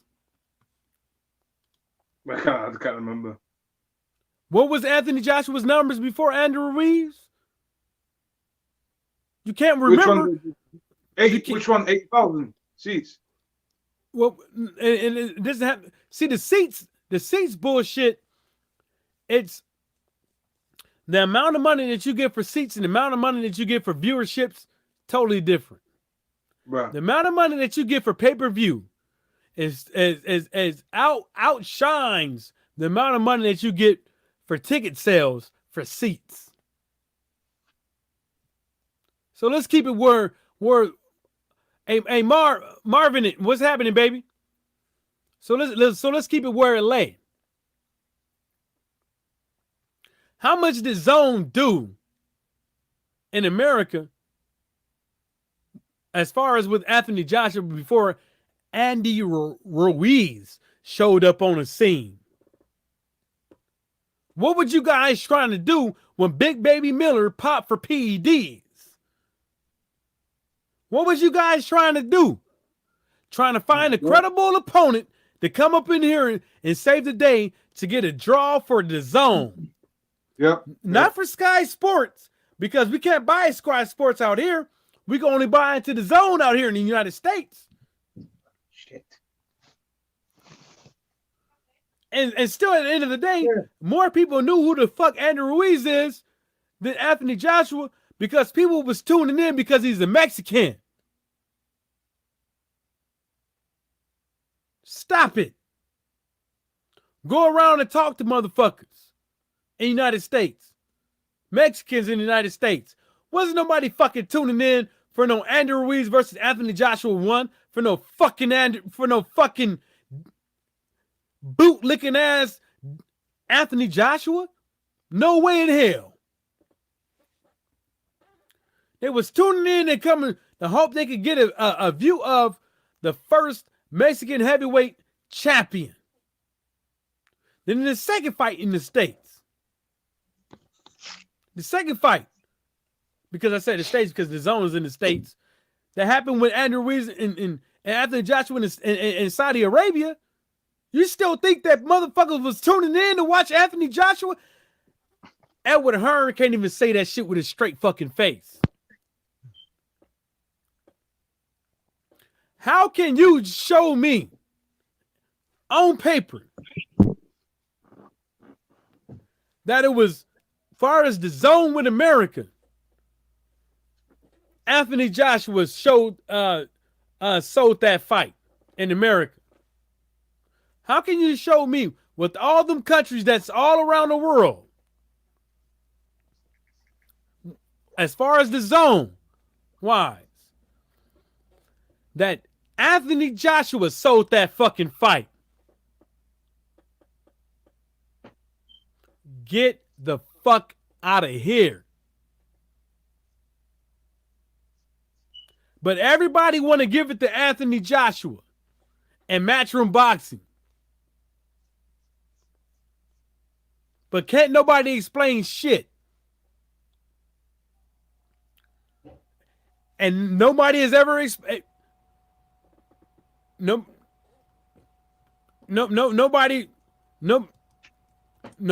is coming out saying, yeah, I know what it was. I know how it was. Nobody is insinuating that Andrew Ruiz didn't sell no to zone subscribers. You don't hear nobody doing that shit. Everybody is insinuating that. Actually, not really insinuating it. They just saying that the zone did X amount of numbers for Andrew Ruiz versus Anthony Joshua, blah, blah, blah, whoop, and then they putting it on Anthony Joshua. Right. What about that one that tried to do saying that? Oh yeah, we got a lot of views from UFC because we streamed the fight in the arena. Therefore, we got basically new customers who are the UFC fans or something like that. It's like, what? How does that work? Let me read what Marvin had said.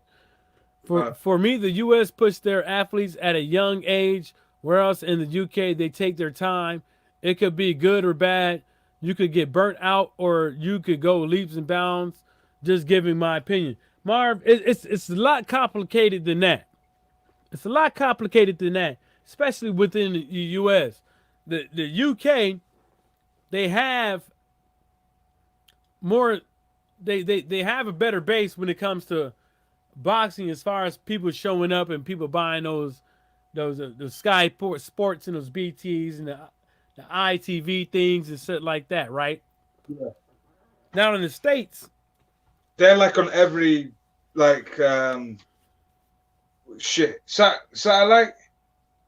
No, I don't know, but in the States, what people fail to realize is that there's fights all the time in boxing, but there's not a lot of people coming through watching because not a lot of people know that it's happening. And there's a lot of money put into boxing in the States as far as piss tests and the commissions and all this shit. And then these fighters that don't have no money trying to make some money to get their ends up and stuff like that. So it's a lot harder out here than over there in the UK. Like our fights get promoted a lot. I mean, well, it's always on like national TV. Not like the vanilla midgets or them type of guy. I'm talking about like the mid-rank guys. Like you see Daniel Dubois getting advertised over here because if you think about it, like look at Michael Hunter, right? Look at Devin Haney. They're not being pushed. They weren't being pushed. Errol Spence, Crawford, Deontay Wilder, Ortiz, Plant, Stevenson. You keep going through the number. You keep going through the ringer out here in the U.S. Ain't nobody being pushed. Right. Out here. And now if you say the professionals not being pushed, what is well, I'm sorry. If you say the people that the current fighters being pushed, what about the people that's not ranked in these sanctioned bodies? How are they being pushed? What's going on with them? You would never hear about them. Like in the UK, right? Let me tell you something. You heard about Nathan Gorman, right? You heard about Nathan Gorman now, right? But you can't tell me out of the whole UK, as far as, let's just say heavyweight, that there is only, in the heavyweight division, there is only Anthony Joshua, Daniel Dubois, Derek Chisora, Dillian White, and a couple other guys.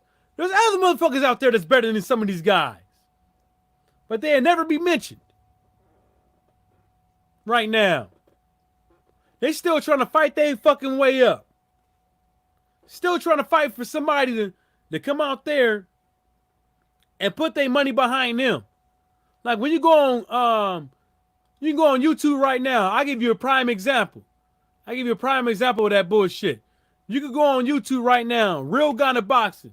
Then an interview with F.A. Ajaba on boxing in Africa, right? Well, Nigerian specifically with F.A. Ajaba, right? And F.A. Ajaba told the dude, like, yeah, when I fought in the Olympics, they didn't give me shit. I had to buy all my shit. My gloves, all that. They didn't give me no kit. I had to buy it.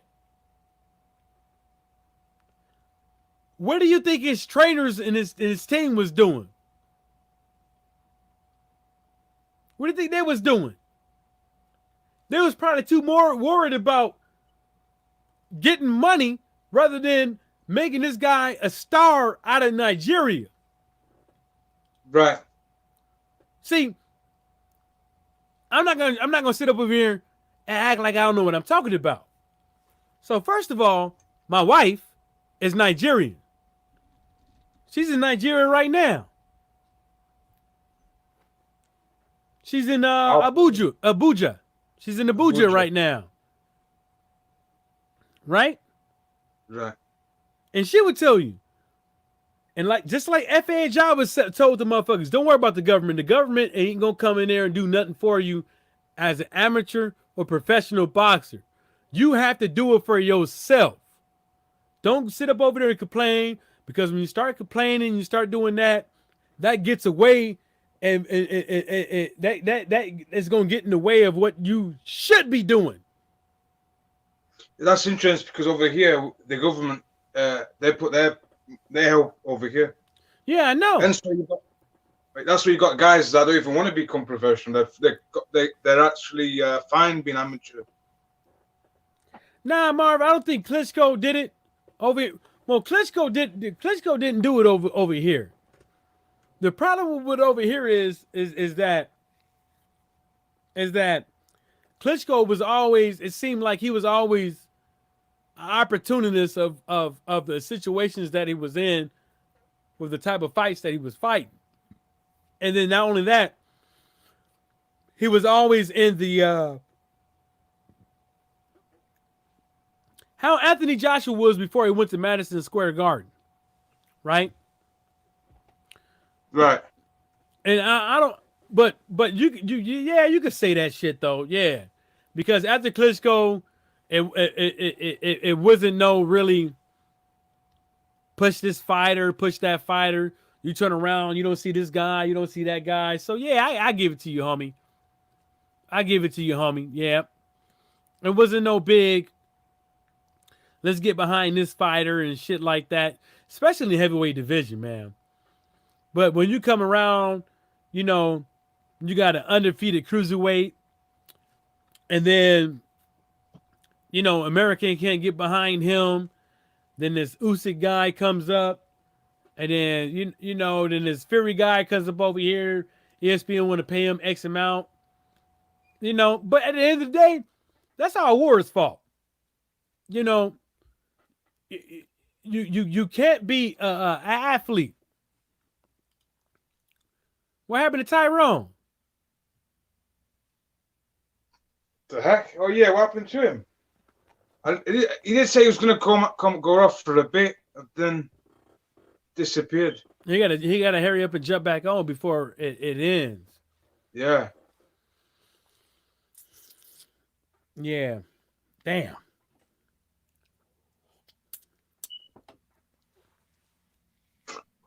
Yeah. Hopefully, he comes back with the certain time. But continue what you're saying. Yeah. So my you know, my old lady from Nigeria and shit like that, and she's Igbo, by the way. She's not Yoruba like your boy Anthony Joshua. Igbo.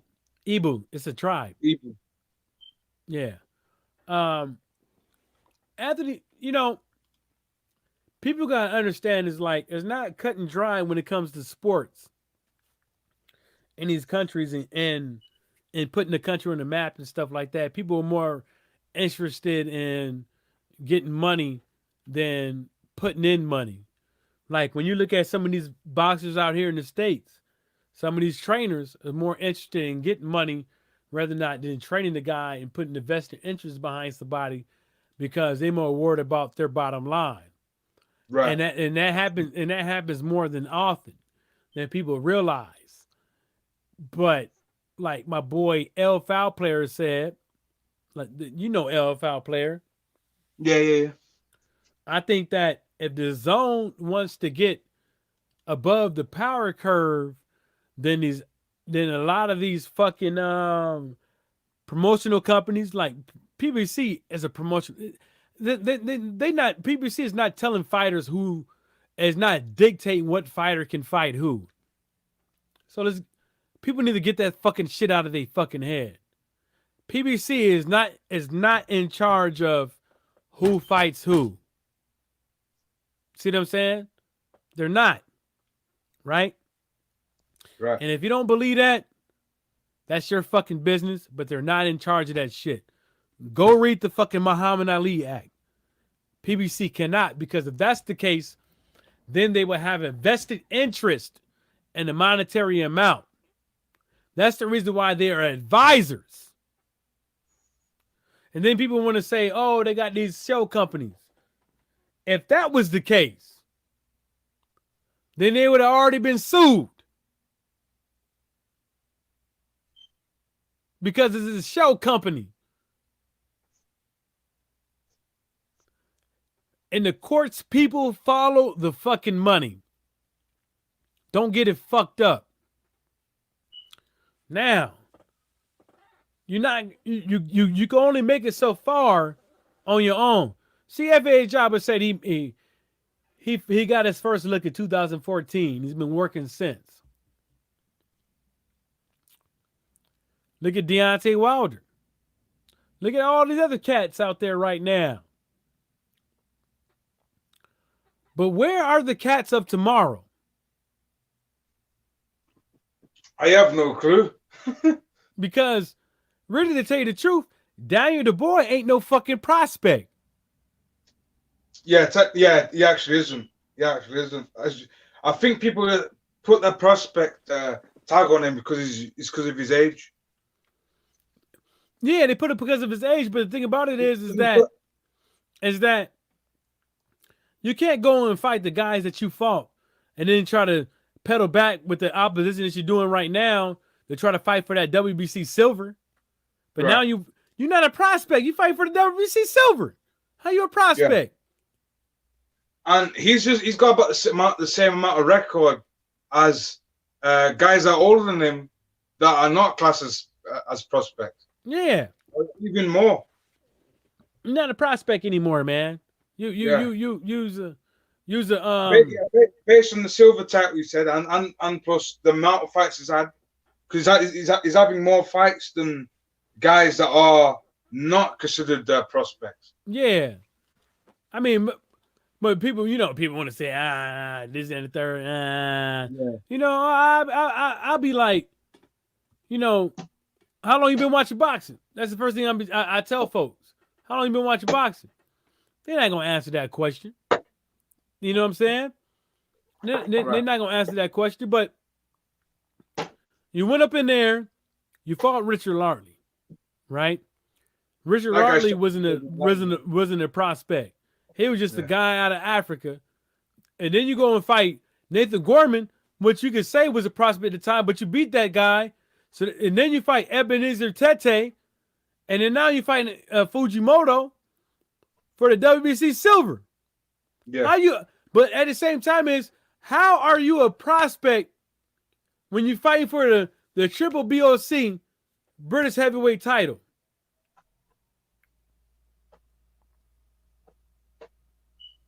How are you a prospect when you fight for the WBO global heavyweight title? Global. Jeez. You fight Ebenezer Tete for the Commonwealth heavyweight title and the WBO international heavyweight title. How the fuck are you a prospect? You're not. He's not. You fought Kevin Johnson. Yeah, I was about to say that. Yeah. Yes. How are you a prospect? How are you a prospect? Kevin Johnson wasn't a fucking prospect. Yeah, he's, one of them, He's like a feeder fish. Yeah, one of them, come up in here and whoop my ass real quick, But he's not a prospect. You're not a prospect no more, homie. Yeah. Once you beat Kevin Johnson, no longer a prospect. You know what I'm saying? If Nathan Gorman beat Kevin Johnson, right? Martin Bucoli beat Kevin Johnson. So what the fuck are you talking about? Wow. And then, you can't hit me for saying this because me saying that Daniel Dubois ain't a prospect is a big up for Daniel Dubois. You calling this guy a prospect You're trying to put him with the gear in the rear. He's not. You don't hear Dillian White coming out here talking about how he gonna fight Daniel Dubois, but you hear Daniel Dubois talking about he want that goddamn shit. He wanted to get rid of this fucking motherfucker. And now all you motherfuckers out there know, since that Daniel Dubois is out here, fighting for the WBC silver, the WBC silver does not make you the fucking mandatory. You guys understand that shit now? The WBC silver does not make you the mandatory. Being number one in the WBC does not make you the mandatory. Right. There is no fucking criteria in the WBC to make you the mandatory besides a fucking vote from the WBC. Did you know that? Not you, but I'm talking about the haters. Right. Let's read this. Marv said the boy is no longer his prospect, and neither is Horviak. Yeah. Marvin, you absolutely motherfucking right. You right about that shit. Absolutely. Raw said Jamar Charlo will commit suicide after fighting Harrison twice. Charlo can't deal with adversity. The family must look up. You know, Raw, I'm gonna tell you this. We don't know that until after this fight. We don't know. we don't know if Jermell can deal with adversity or not until after this fight.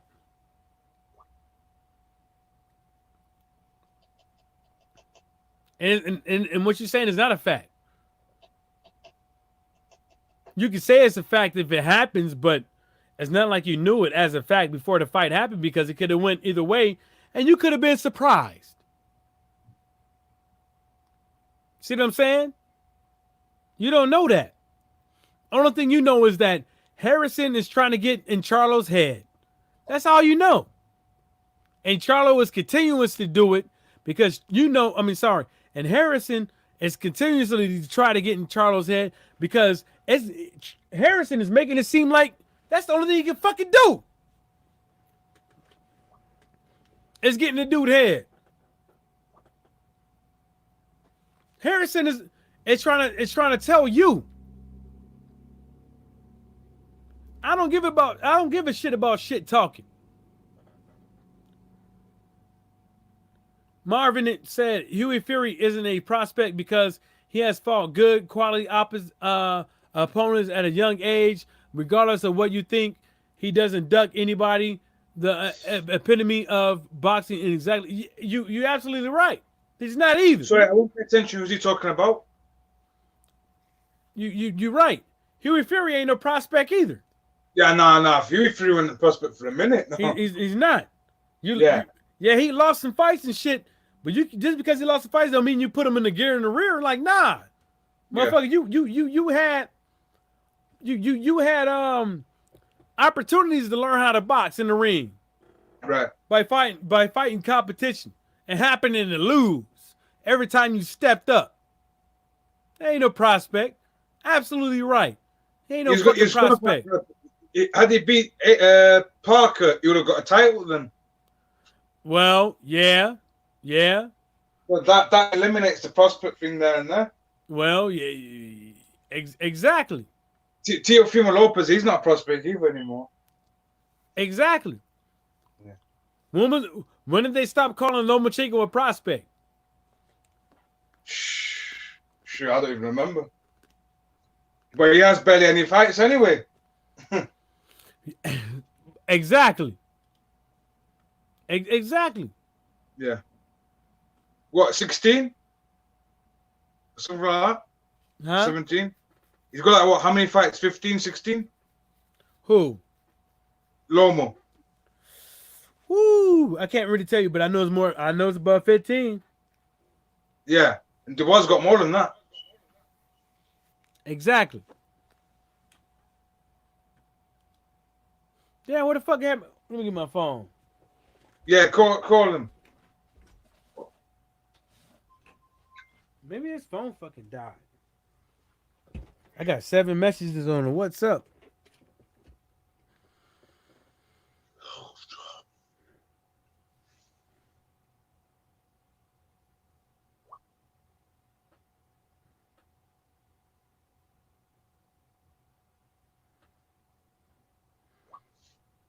Let me call Tyrone real quick.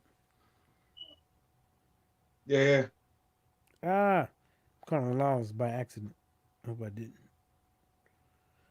If I did, give me Laws.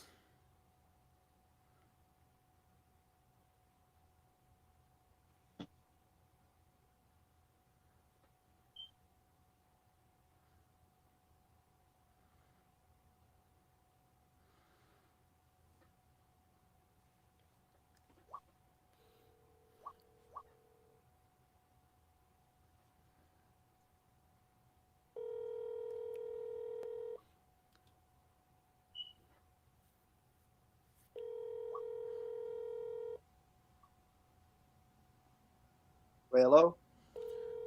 Yo. Oh, he's back on. Yeah, what the fuck happened? You was gone, man. I left and my laptop turned off. Oh shit! You can't be leaving no goddamn live stream, man. You the No, host. I literally left it on mute. I went downstairs to do something. Nah, you can't be doing that shit though, man. You the host. I'll let you guys do the work for me. Ah, you a cold ass hoe. You trying to do us like Barry Hearn try to talk about Dillian White, Mister. He Mr. Johnson. trying to call us slaves. Hey, who do you think's gonna win this? Atlantis Fox versus Liam Williams. I give it to the Liams. Yeah. I gotta use the bathroom. I'll be That's back. the guy called out Jamal. No, I know. Yeah, I saw Liam Williams. First time I saw him fight was the first Liam Smith fight. He saw him fight my neighbor. Yeah, I saw him fight your neighbor. That was pretty bad. That was easy watch though. I think William Williams will beat him. I don't think Alantez box. He's from over here. I think he's from Maryland. Any from Rhode Island or something? No, that's the boo boo. Nah, he's from let me check where he's from. The only thing he's got going on for him is that height. Yeah, he's from DC. He's from my area. Well, I'm 2 hours out from that, but he's around me. Right. Yeah, the only thing he's got going is the height. That's it. I saw him fight Andre on HBO. Yeah. Andre beat the shit out of him. Yeah. His brother as well in that Mikhail as well. He's not really all that. He's I'm not going to shit on him. He's average. I didn't even know that was his brother. Yeah. And he lost himself. Yeah, he lost by to some Azerbaijan guy or whatever he's from. Shojahan Ergashev. Yeah, I like him. I like him. Ergashev.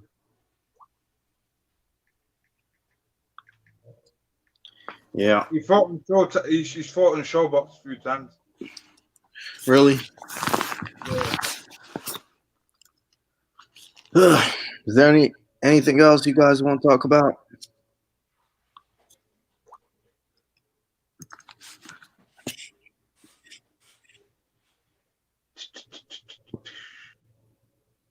Hang on, let me see what's on. What the heck is the Fujimoto dye? Is that green or red?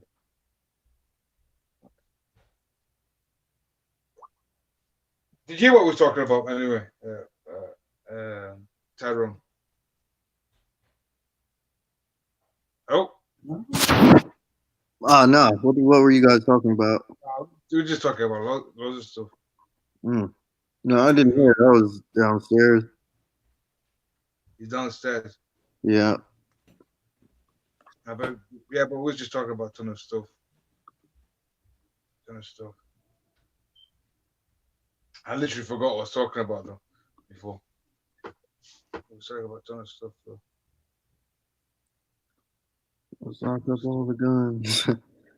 Huh? It said Jamel Charlo will commit suicide after fighting Harrison twice. Yeah. Charlo can't deal with adversity. The family must lock up all guns from Jamel. He's a ticking time bomb. That's a fact.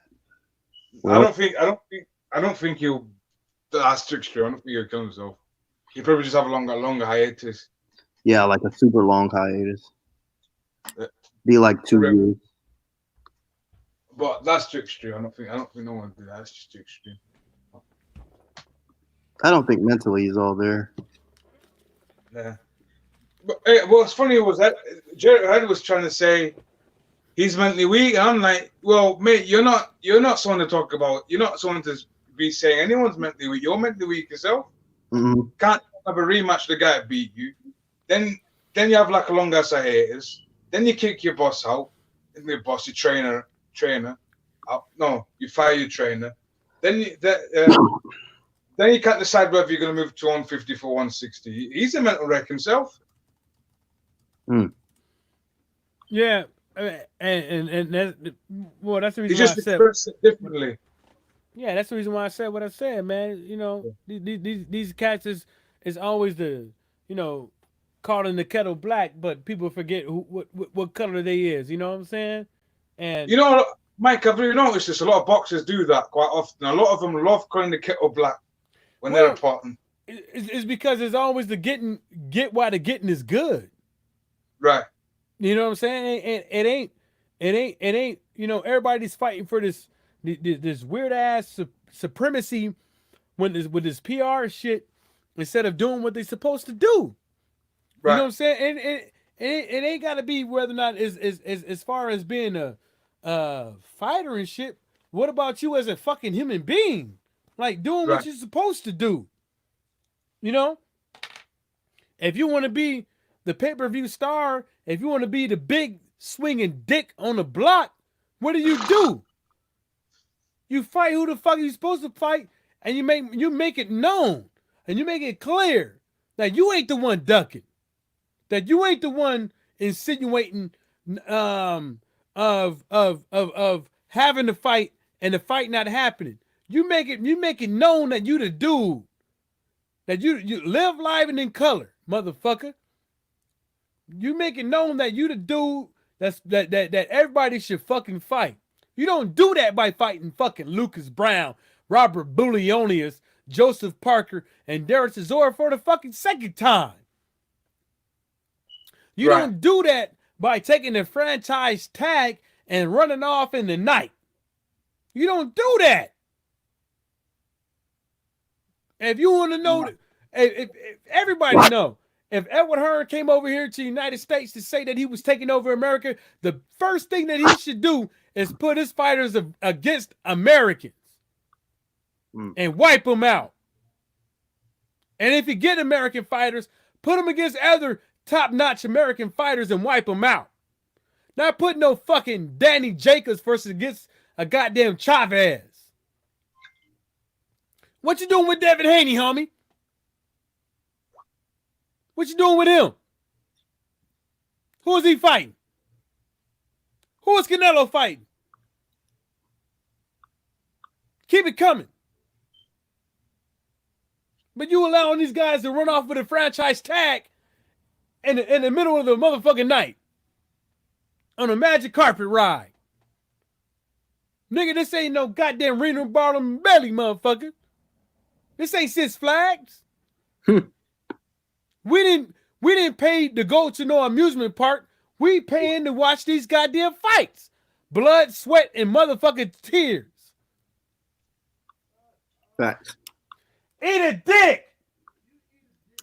Hold on, leave my homie in. Yeah, I just saw Errol Spence on Snapchat showing his face now. Walking here looking like a broke ass Ice Cube with that fucking t-shirt on. Fuck wrong with you? Where they at, nigga? Wearing that shit. Say yay yay. Say yay yay. Looking like Ice Cube. Broke ass nigga. Get back to my live stream. You eat, nigga? Hey. Take that fish. Go ahead, Alex, if you have anything to talk about. Nah. My wife took the deep freeze. So, Do you have anything else you want to cover? My bad. I didn't mean to be loud and shit. No, you're good. I had to tell that broke ass Ice Cube looking motherfucker to shut up. broadcast Ice Cube. Nah, my boy, he came in, man. He a cool dude though. If y'all ever met him. Yeah, he plays football with you. Yeah, he played linebacker. Right. Mm-hmm.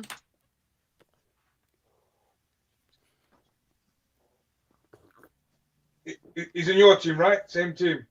Yeah, same team. Same team. Yeah, he played linebacker and safety. So, but that motherfucker, he ain't. You look at him, but he ain't small. Wait, how tall is he?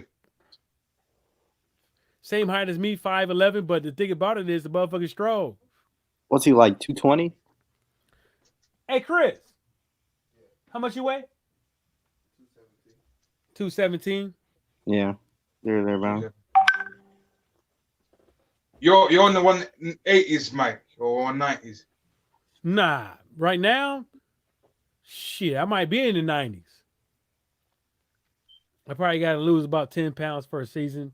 I'm in the high 70s. I'm touching 80 now. So I just came home and started eating all this food.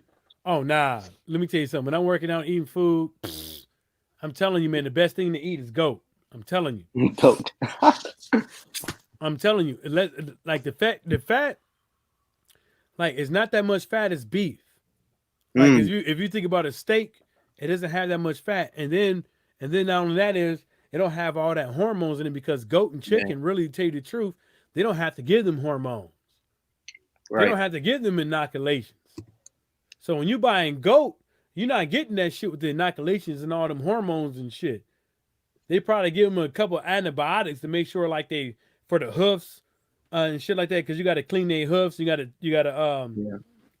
I don't know if people really know that, but that's the main thing you got to worry about. But whatever they eat, you ain't got to worry about that shit. When I eat goat when I'm working out, I get the biggest. Man, I tell you what, strong in the motherfucker. You feel it. And motherfuckers feel it too. Motherfuckers feel it when they trying to get off the line and put them dick beaters on them. Will Magic Man saying if you ever played rugby. Nah, I got a dude at my job that play rugby, but I'm going to tell you this one thing. Look up every motherfucker that play rugby that joined the NFL and look at their interviews. I'll check this out then. It ain't the same. It ain't the same. Most of them wish they never done it. Most of them wish they never joined the NFL after rugby. There's a Scottish guy currently playing now in the NFL. He came from. And you start talking about motherfuckers with headaches. How many headaches you get and how I feel and shit like that? Or remember that on the sideline when I put my head on the ground, I was stretching my neck because my neck was hurting and I still got back in the game. Man, my neck was on fire, nigga. I can't feel, my whole arm felt like literally like somebody threw gasoline and burnt it up. I went to the hospital after one of the games. It felt like somebody. Did you play American football as a kid, Tyrone? Mm-hmm. Yeah, I played it in gym. I've never actually played like on Pop Warner or AAU or whatever. I'm always used to AAU basketball. Is there an AAU football? Check this out. So the league we play in is supposed to be NFL rules. Right. Chris, my boy Chris is in the room with me right now. You can hear him if you talk. So you're not supposed to rough the quarterback. You're not supposed to headhunt and shit like that. But he'll tell you, motherfucker, if your head ain't on a swivel, motherfuckers ain't worried about running the play. They just more worried about making the highlight and like the wide receivers. They more worried about trying to run you out on the run play and coming back and just blowing you up, helmet to helmet. Yeah. They're not worried about blocking you or anything. They're worried about just trying to make a play and have motherfuckers laugh about it later. Am I lying, Chris? That's true. They're not worried about it. You know what I'm saying? And I played with some of these niggas. I played in 2 teams in Toledo. I played 1 team. This will be my 2nd year playing with Tri-City Stampede over here in Saginaw, Michigan. You know what I'm saying? Motherfuckers ain't worried about that shit, man. They more worried about making highlights off of smacking motherfuckers than catching them fucking ball. Like even some of the defensive back in the safeties, they more worried about hitting the motherfucker than catching the interception. Yeah. Hey, Chris. How long have I played defensive back? Yeah, no. I haven't played defensive back before I played with this team. Who's starting at defensive back? It ain't loud enough, nigga. I can hear the back. Hey, Chris, did anybody score on me at defensive back this year? You hear that? No. Yeah, say it loud, niggas can't hear you. He said, like a little baby. Telling like your goddamn kid. Tell me like big head, man. Say that shit loud, man. Fuck, ain't nobody score on me either, son. Shit, how long you been in the game? Enough. Nah, he played. I was advocating for this motherfucker too. Cause motherfuckers be too slow at linebacker in this league. They be too slow. They be big, but too fucking slow. You can't have slow niggas in this league and play a linebacker. Everybody want to go off the edge. You can't. Ain't got no point in the game. You can't. You can't. You got sometimes a defensive back. Go play Madden and you see how far the linebacker got to get back in coverage. Nah, you got to get back there sometimes, man. Be back with the DBs. You know what I'm saying? And I would play, but I ain't playing no goddamn inside linebacker. I tell you that much. I ain't playing that shit on a run play. Not at no 185. I'll play it, but shit, don't expect me to hit them gaps like it's supposed to be hit. Do y'all actually understand how that gap's supposed to be hit when you play linebacker? This is all foreign language to me. So technically, as playing linebacker, you're supposed to if they have a fullback in there, so the fullback is always behind the fullback is always in front of the running back. Yeah. Right? Behind the quarterback or either side by side. Technically, the linebacker is supposed to hit the fullback head on to close the gap. Because if the linebacker chooses a side, it allows the fullback to make the play. And so usually the fullback is around 230, 240, sometimes 260 pounds. The linebackers in the league, in the NFL, is most likely what? The same amount of weight, less? Mostly it's less. Mostly it's like 235, 240, right? Right? He's supposed to hit this dude head on. The clog of the gap to make sure the running back has no room to run. Guess what they do in the NFL? Pick a side. Every single fucking time. You know why they pick a side every single fucking time? Because there's always the less angle to take for punishment. For punishment.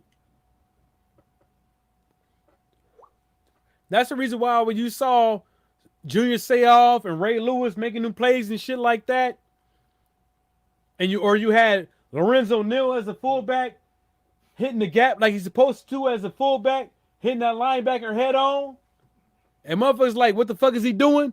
Why the fuck is Damian Tomlinson getting 5 yards, 10 yards every carry? Because the fullback is supposed to hit the linebacker head on, and the linebacker is supposed to hit the fullback head on. And in the NFL, they don't do that no more. You know why? Because repercussions. Concussions. Yeah. Marshawn Lynch said it best in football.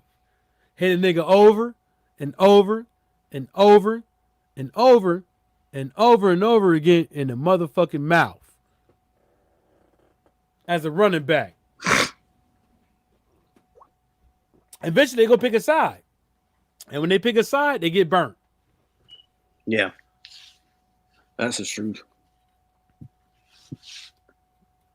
Yeah, I know Marshawn Lynch. That's what he said. Literally. Because motherfucker, you gonna get tired. You're going to get tired. Like me as playing defensive back. Some niggas be big as fuck running running to the outside and shit like that. Yeah. And I got to if contain they're it gonna go out inside. or if they're gonna run a slant or whatever it is, and Nah, the running back, like running like I see him, and I'm the only dude right there. You know, the dude look like he about like 200, 215, 220, 230. I'm doing what I got to do. yeah, Same thing like boxing. to contain him. Some of these guys out here, they're a bunch of pussies. They want to sit up over here. They want to pick a side, and where they want to hit the guy. They want to go for the legs. They want to leave their feet and dive to try to make a tackle, and wonder why the motherfucker make a touchdown, make a 40, 60-yard gain, and shit like that. I don't leave my feet. I hit the motherfucker, wrap up, and hopefully the linebacker come up and clean up. Nobody, you can ask my homeboy. They start running to my side. They stop running to me. They run to motherfucker's side that they know that they could try to exploit. Just like everybody else. In boxing, the promoters, all of them, try to run to the side. They think they can exploit. Did he exploit Deontay Wilder? Did he exploit all these other boxers? Charlo with the herd and all, Charlo with the Andrade and shit. Did he exploit all these motherfuckers? You can't exploit real life motherfuckers that's willing to play. I'm willing to play. And my neck fucked up, my knee fucked up. I'm about to get an MRI after this motherfucker. This might be my last couple days playing because of my knee and because of my neck. Damn. Are you getting the Kurt Angle? Nah, my neck fucked up, man. Yeah, Kurt Angle, his neck's all messed up. He looks like a thumb now. He barely has a neck now. You know what I'm saying? People think this shit is football and boxing, combat sports is some shit you just get up in there and you get out. No, you don't. If you're not an educated fighter like I was starting football, get my neck fucked up, you're gonna be just like me. Taking punches like you shouldn't be taking. Right. Like what's his name? Eubank Jr. Taking punches like you shouldn't be taking. And then wonder why and then wonder why when you're 33, 34, 35, 36, you washed up.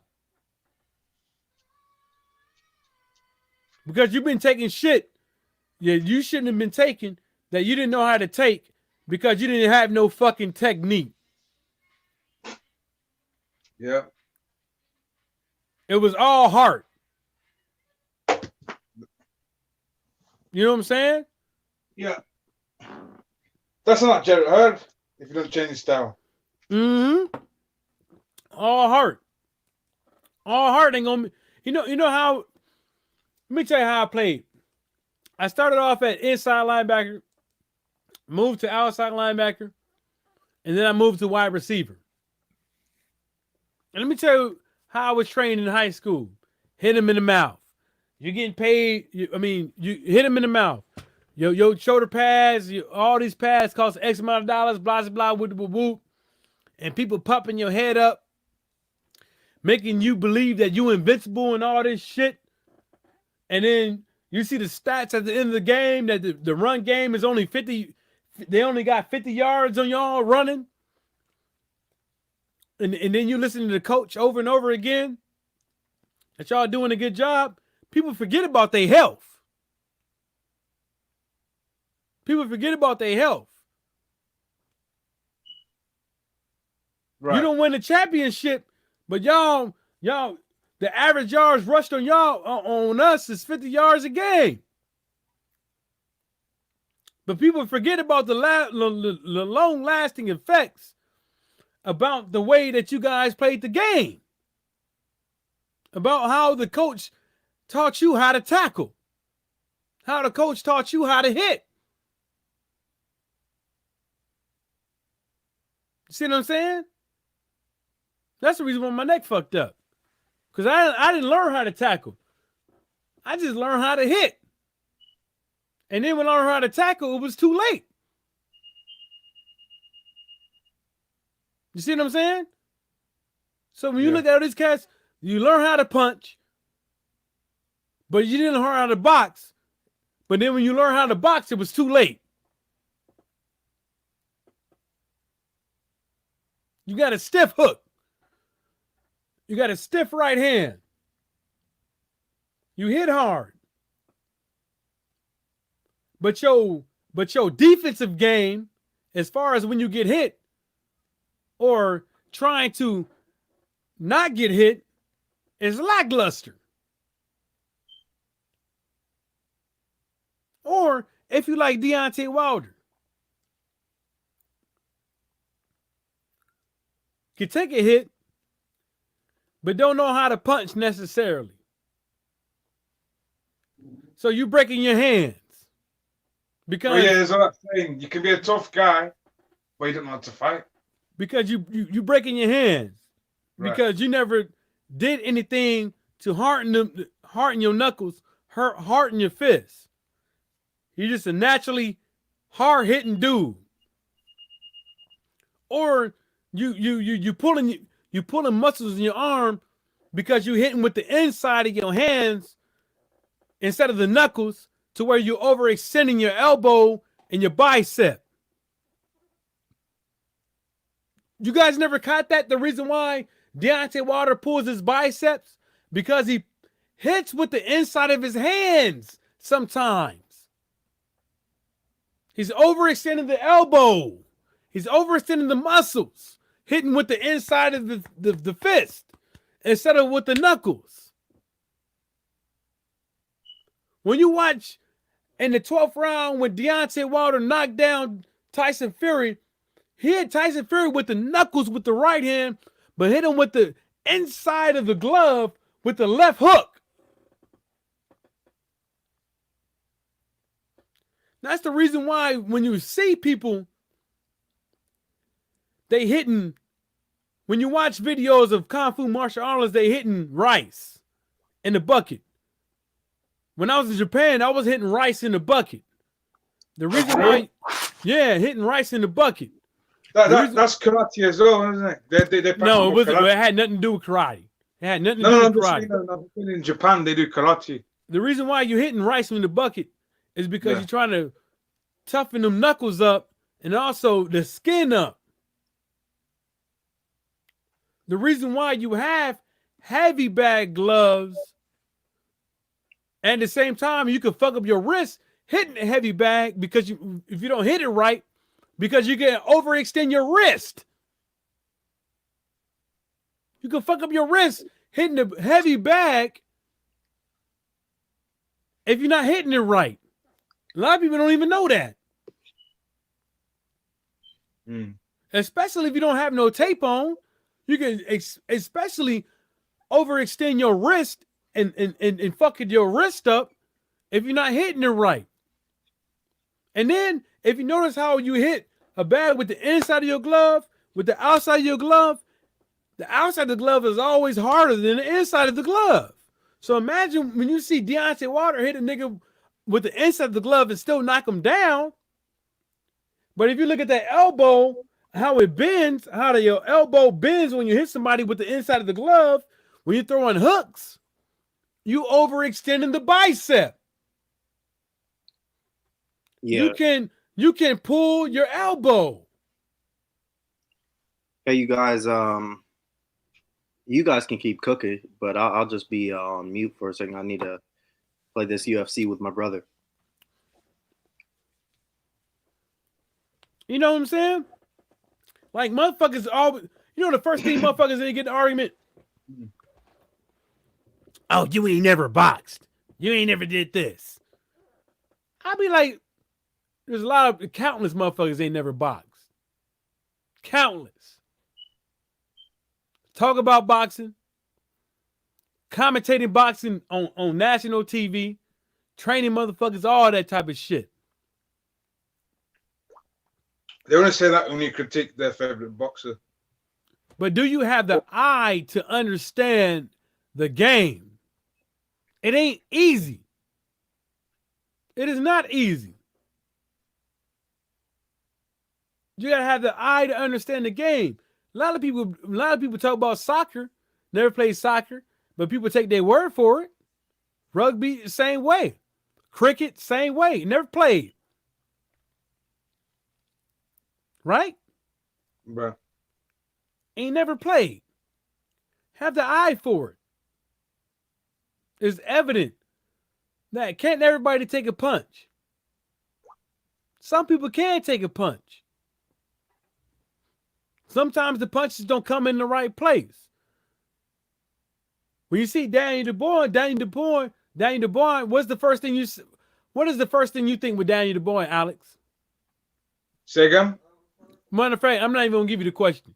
The first thing I see when I see Daniel DeBoer is that I see that he has a good ratio of up top and down low.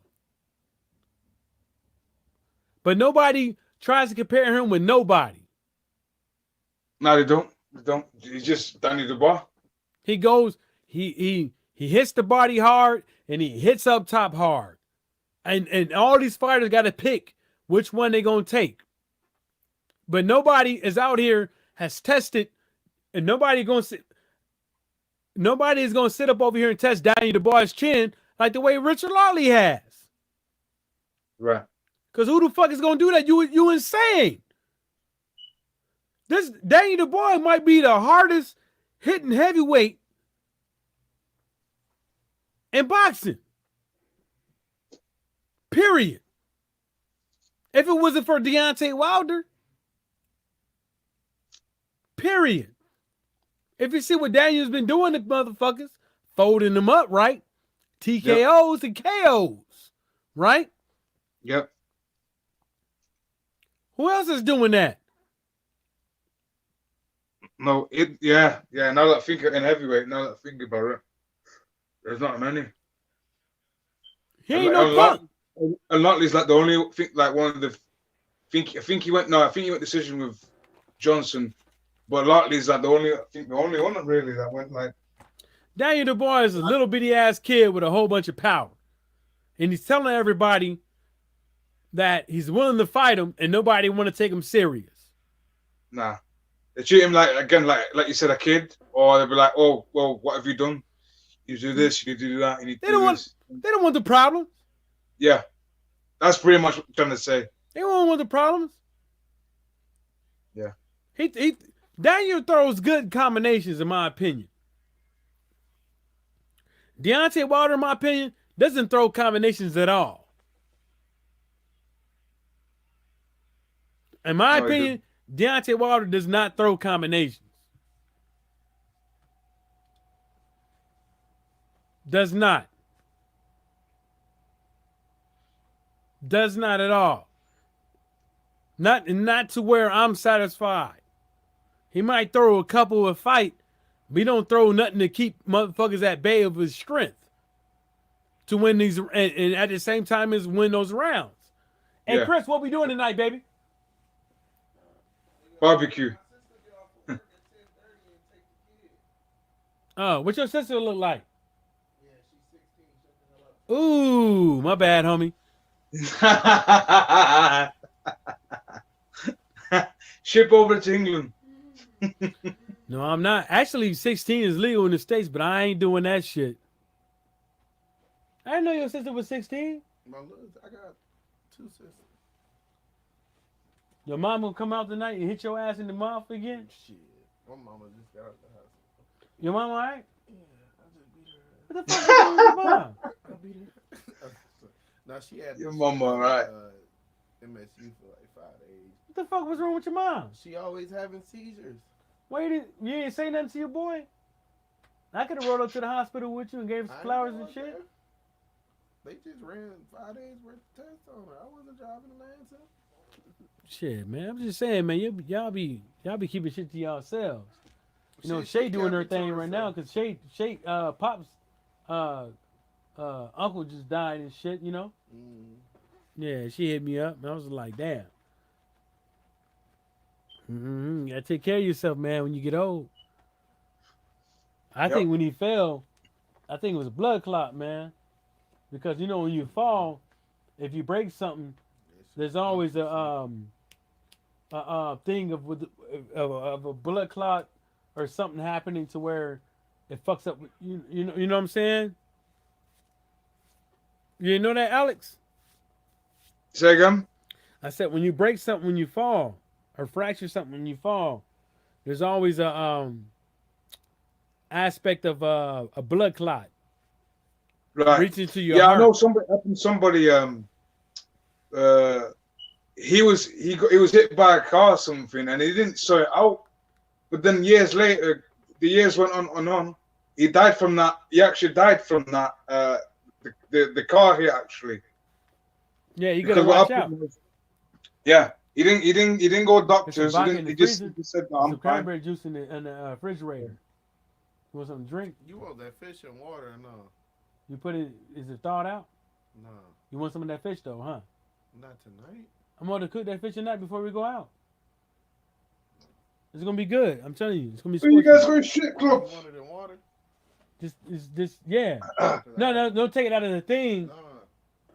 Just put it in the water. Yeah. You going strip club, Mike? Nah, ain't no strip clubs in Saginaw like that. The strip clubs I go to, I'm telling you, Alex, if you went with me to strip clubs, you'll get pussy for free. For free? Yeah, you don't gotta pay for it. You just talk to him. You say you with him. You tell him you with me.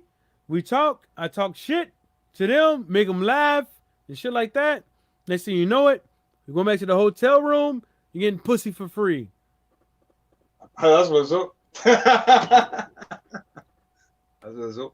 Nah, because so in Toledo, the strip club I used to go to, they used to have like good steak, good lamb chops, good salads, right?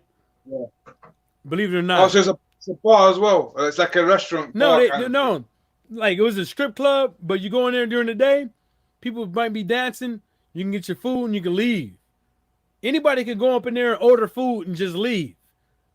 Like on the phone, on the app, or whatever, and just leave. Right? And the meeting the chicks there, like, it was like, why you don't get lap dances and this and the third? I was like, well, I don't get lap dances. I don't get excited and stuff like that. You know, I just want to get over here and eat, have fun, and blah, blah, blah with the whoop. And then, you know, every now and again, I buy one of them a drink and shit like that because I know that they buy me drink girls, and this is like, you can be kicked out for like not patronizing, right? Right. Like you could be watching the game, go there and watch the game or whatever, but you could be kicked out for not patronizing, right? And then meeting one or two of them and stuff like that, right? Yeah. And then after that, we've been having cool like conversations. And the thing about it is, I ain't never hit one of them. I ain't never fucked one of them. No, it's just like we all cool, we all talk. I give them advice, and they all like, you know, they get mad at me for like 4 or 5 months, and they be like, "Oh yeah, nigga, you was right," and stuff like that. But I was like, "Yeah, I'm trying to tell you, like, you gotta worry about your fucking self. Fuck these niggas, man. Like, why the fuck are you going home, giving this dude all your tips and all the money you made for stripping, and then when you come back, you ain't got shit?" So you're like a life coach to them, isn't it? Well, you like, could say. Yeah. On an unofficial one. Put your phone on it. It's the thing. Yeah. I'm trying to tell them. It's like, you there's no sense of stripping without a game plan. You got to have a game plan of stripping, because you're not going to have the Floyd Mayweathers. You're not going to have these guys come up in there and throw 5,000, 10,000, 60,000 stacks on you and stuff like that. So you got to pay the game plan. If you know that you're making $400 a night, why the fuck is you giving it to a dude at the end of the night that's supposedly your boyfriend? He's the bum. Right? No, Yeah. they're not bums. They dum-dums that want some gum. Who? The boyfriend of the girl? The girl. No, I'm saying the boyfriend's a bum. No, they're not bums. They acting like pimps. They players. Oh, okay. All right. Right. They players. And that's what motherfuckers be doing. I be trying to tell them, it's like, look, there's no retirement plan in stripping. Your boyfriend is in jail after I met you, and then all of a sudden you trying to, get on this dick, but I got an old lady. I ain't trying to hit that shit and get whatever you got, whatever you been fucking around with. Yo, if I took you to the strip club in Toledo, man, you would motherfucking laugh, man, because I be making fun of all them hoes, homie. I be tearing them up. You think? See, Harrison cannot talk shit. I talk shit and get away with it. Yeah. With them in the strip club and outside of the strip club. I even met a couple. I ain't gonna even say that, but I'm gonna tell you this one thing. I even met a couple boxers out of the motherfucker that even talked to me on every now and again on Facebook. Out of Toledo. Oh, okay. You see what I'm saying? We got you talking about. Yeah. Out of Toledo, Ohio. You see what I'm saying? But I'm not gonna sit up over here and be like, if you want to act like you my friend and shit like that, like them strippers did, I'm gonna tell you the truth about your motherfucking self. Not only am I gonna tell you the truth about yourself, I'm gonna tell you the truth about yourself, right? Like you and your boy. Why your boy go to the goddamn bar the other day smelling like 6-day-old fucking pussy? Yeah. 6-day-old. You know you smelled that shit in the car, nigga.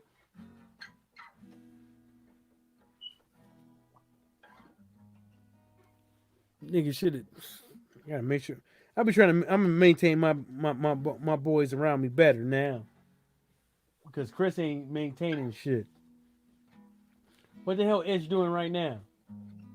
He in Ohio. He had a funeral to go to. What? Somebody down there died. It wasn't in his family. I think it's from that. Yeah, I'm here. I'm just listening to you guys. So I don't have much to say about. First UFC. The fight over the weekend. Mike, hey, y'all hear about Derek? What's his name? What's that big heavyweight fighter in UFC? Derek James. Who? The one talk shit. The funny guy. Yeah, the big guy that says like my cardio fucked up. Oh, Derek Lewis. Derek Lewis just beat somebody up in sparring. Who'd he beat up? I don't know. Some boxers say that you a UFC fighter and shit like that, and Derek Lewis bent him over the goddamn ropes. Oh, I'm about to see this. Dude, it was bad. When I say he bent him over the ropes, he could have pulled down the nigga's pants and took the booty. Hold up, wait. Okay, I'm gonna go see it now. Now you got to pull it up on your computer, and then put it on the screen share. It was bad. Derek Lewis, the MMA fighter, UFC fighter. The nigga was bent over the ropes. The nigga was just eating ribs. Nigga had the nigga running, and had the nigga running in the boxing ring.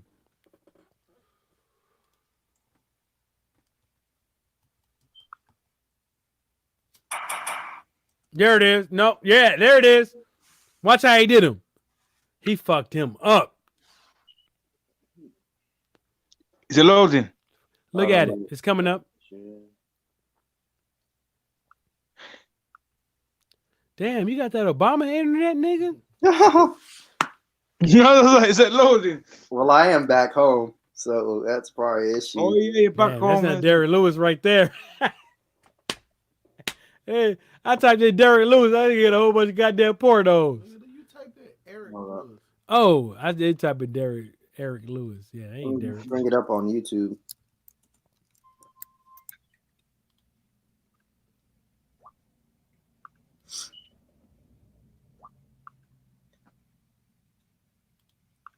All right. Yeah, don't go to TMZ. TMZ got some shit on there.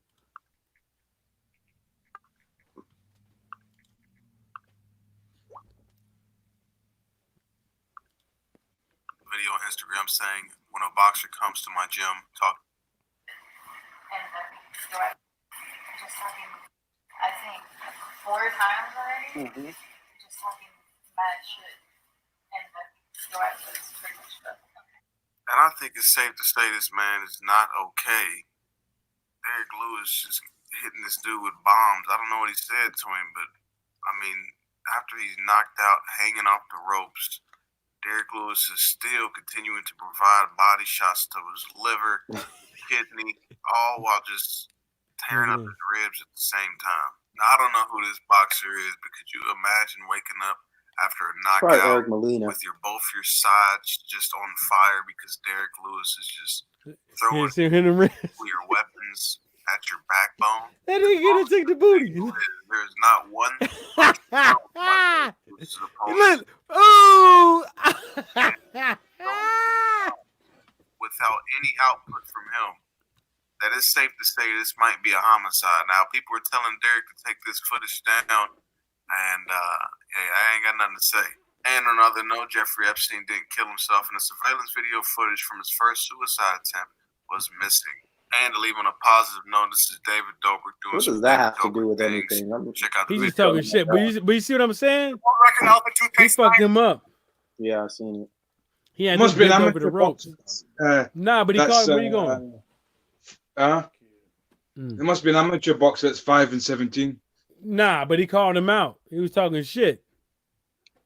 Find out who this guy is, Tyrone. No, I'm being real though. Like, people think that people in the gym don't be talking shit and be making and be pissing people off and shit like that.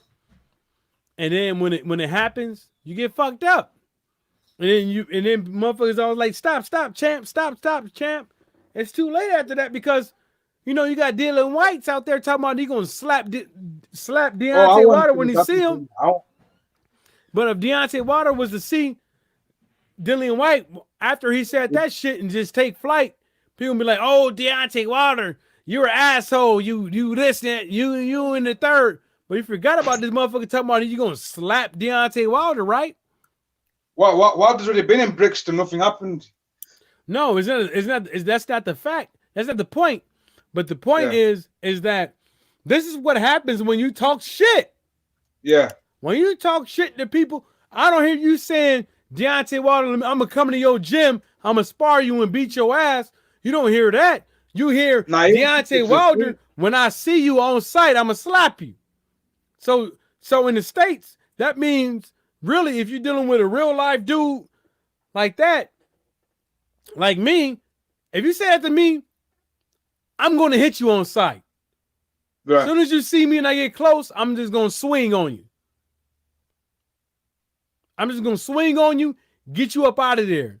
I don't want to hear all this goddamn jabber jobbing and all this shit you jawing at the mouth talking about that's not what you really wanted and stuff like that. You wanted to talk to a dude and blah, blah, blah, with the whoop. When you say that, when I see Deontay Wilder, I'm going to slap you.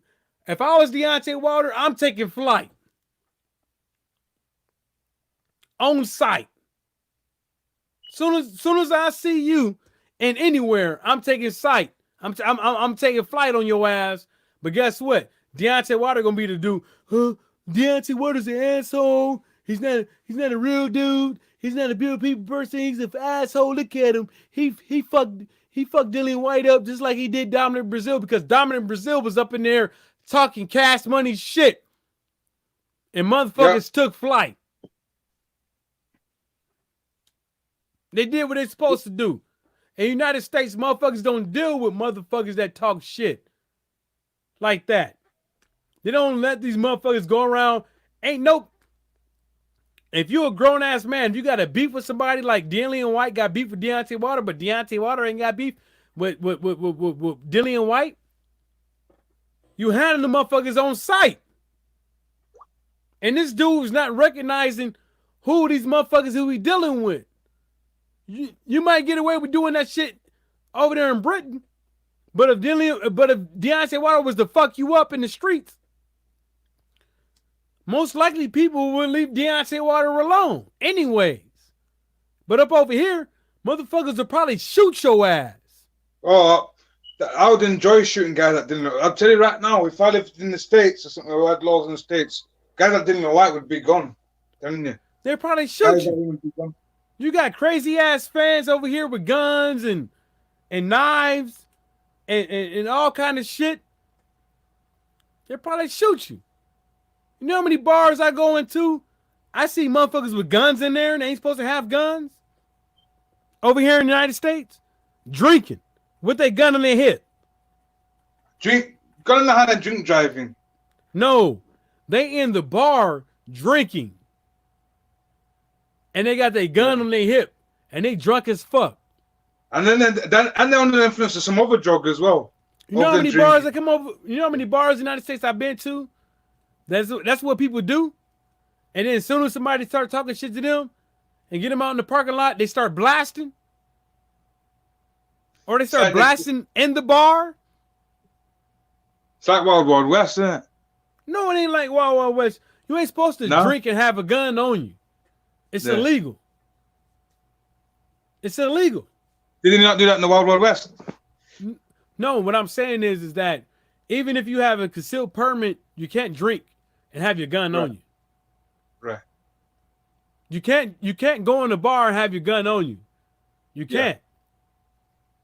Now, in some bars you can because they serve X amount of food to where it outweighs the alcohol to where legally you can walk in there, but you can't drink at any establishment. You can't drink anywhere in the United States and have your gun on you. Yeah, because you're even on your front lawn. Even in your house. You can't. Right. If you drinking, your gun got to be more than arm lengths away while you driving.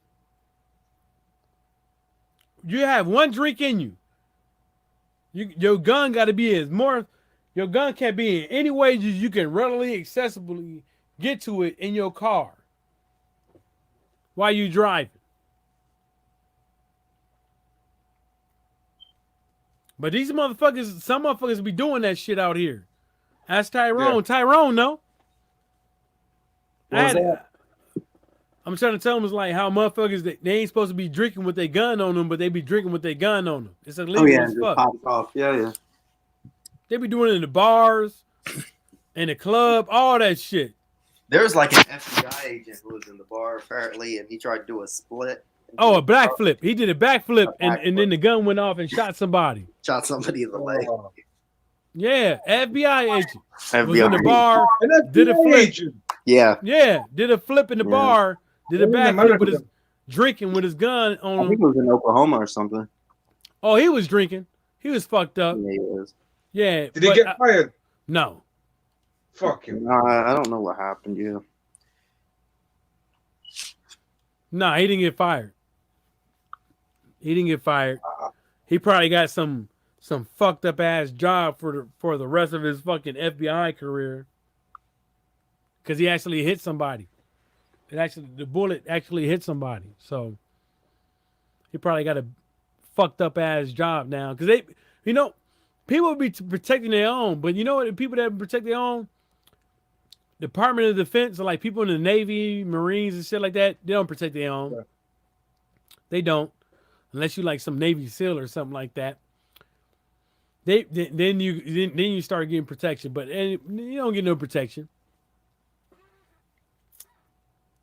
Nope.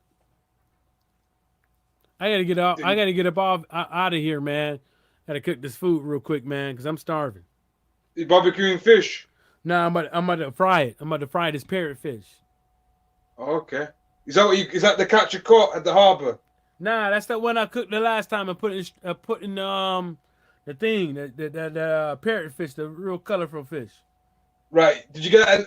What, did you buy it at the shop or did you catch that one? Nah, I bought it at the shop. You know, saltwater over here, man. Right. Saltwater fish. Parrotfish. Look it up, parrotfish. Right. So the only types of what you've got in your part of the world, not part of the world, it's mainly like harbor water, lake. Just like non-salt water. Right. Right. You're nowhere near the ocean, are you? Nah, we ain't nowhere near the ocean. Oh, near the ocean.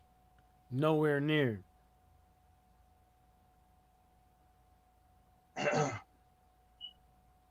Hey Tyrone, man, you gotta explain what happened. Oh, y'all talking about that thing in okay. Nah, never mind. Explain what? Nothing. You got All a right. thing with right now you got somebody Dillian White announces his list on Mr. Boxing Today. Mr. Boxing Today says some shit about Dillian White. And of course you got Earl Spence. A video of him hitting the gloves, but I don't know how old that video is, but I'm gonna say it's up to date with Earl Spence hitting them gloves, showing the masses that he's still around. But at the end of the day, people ain't gonna believe.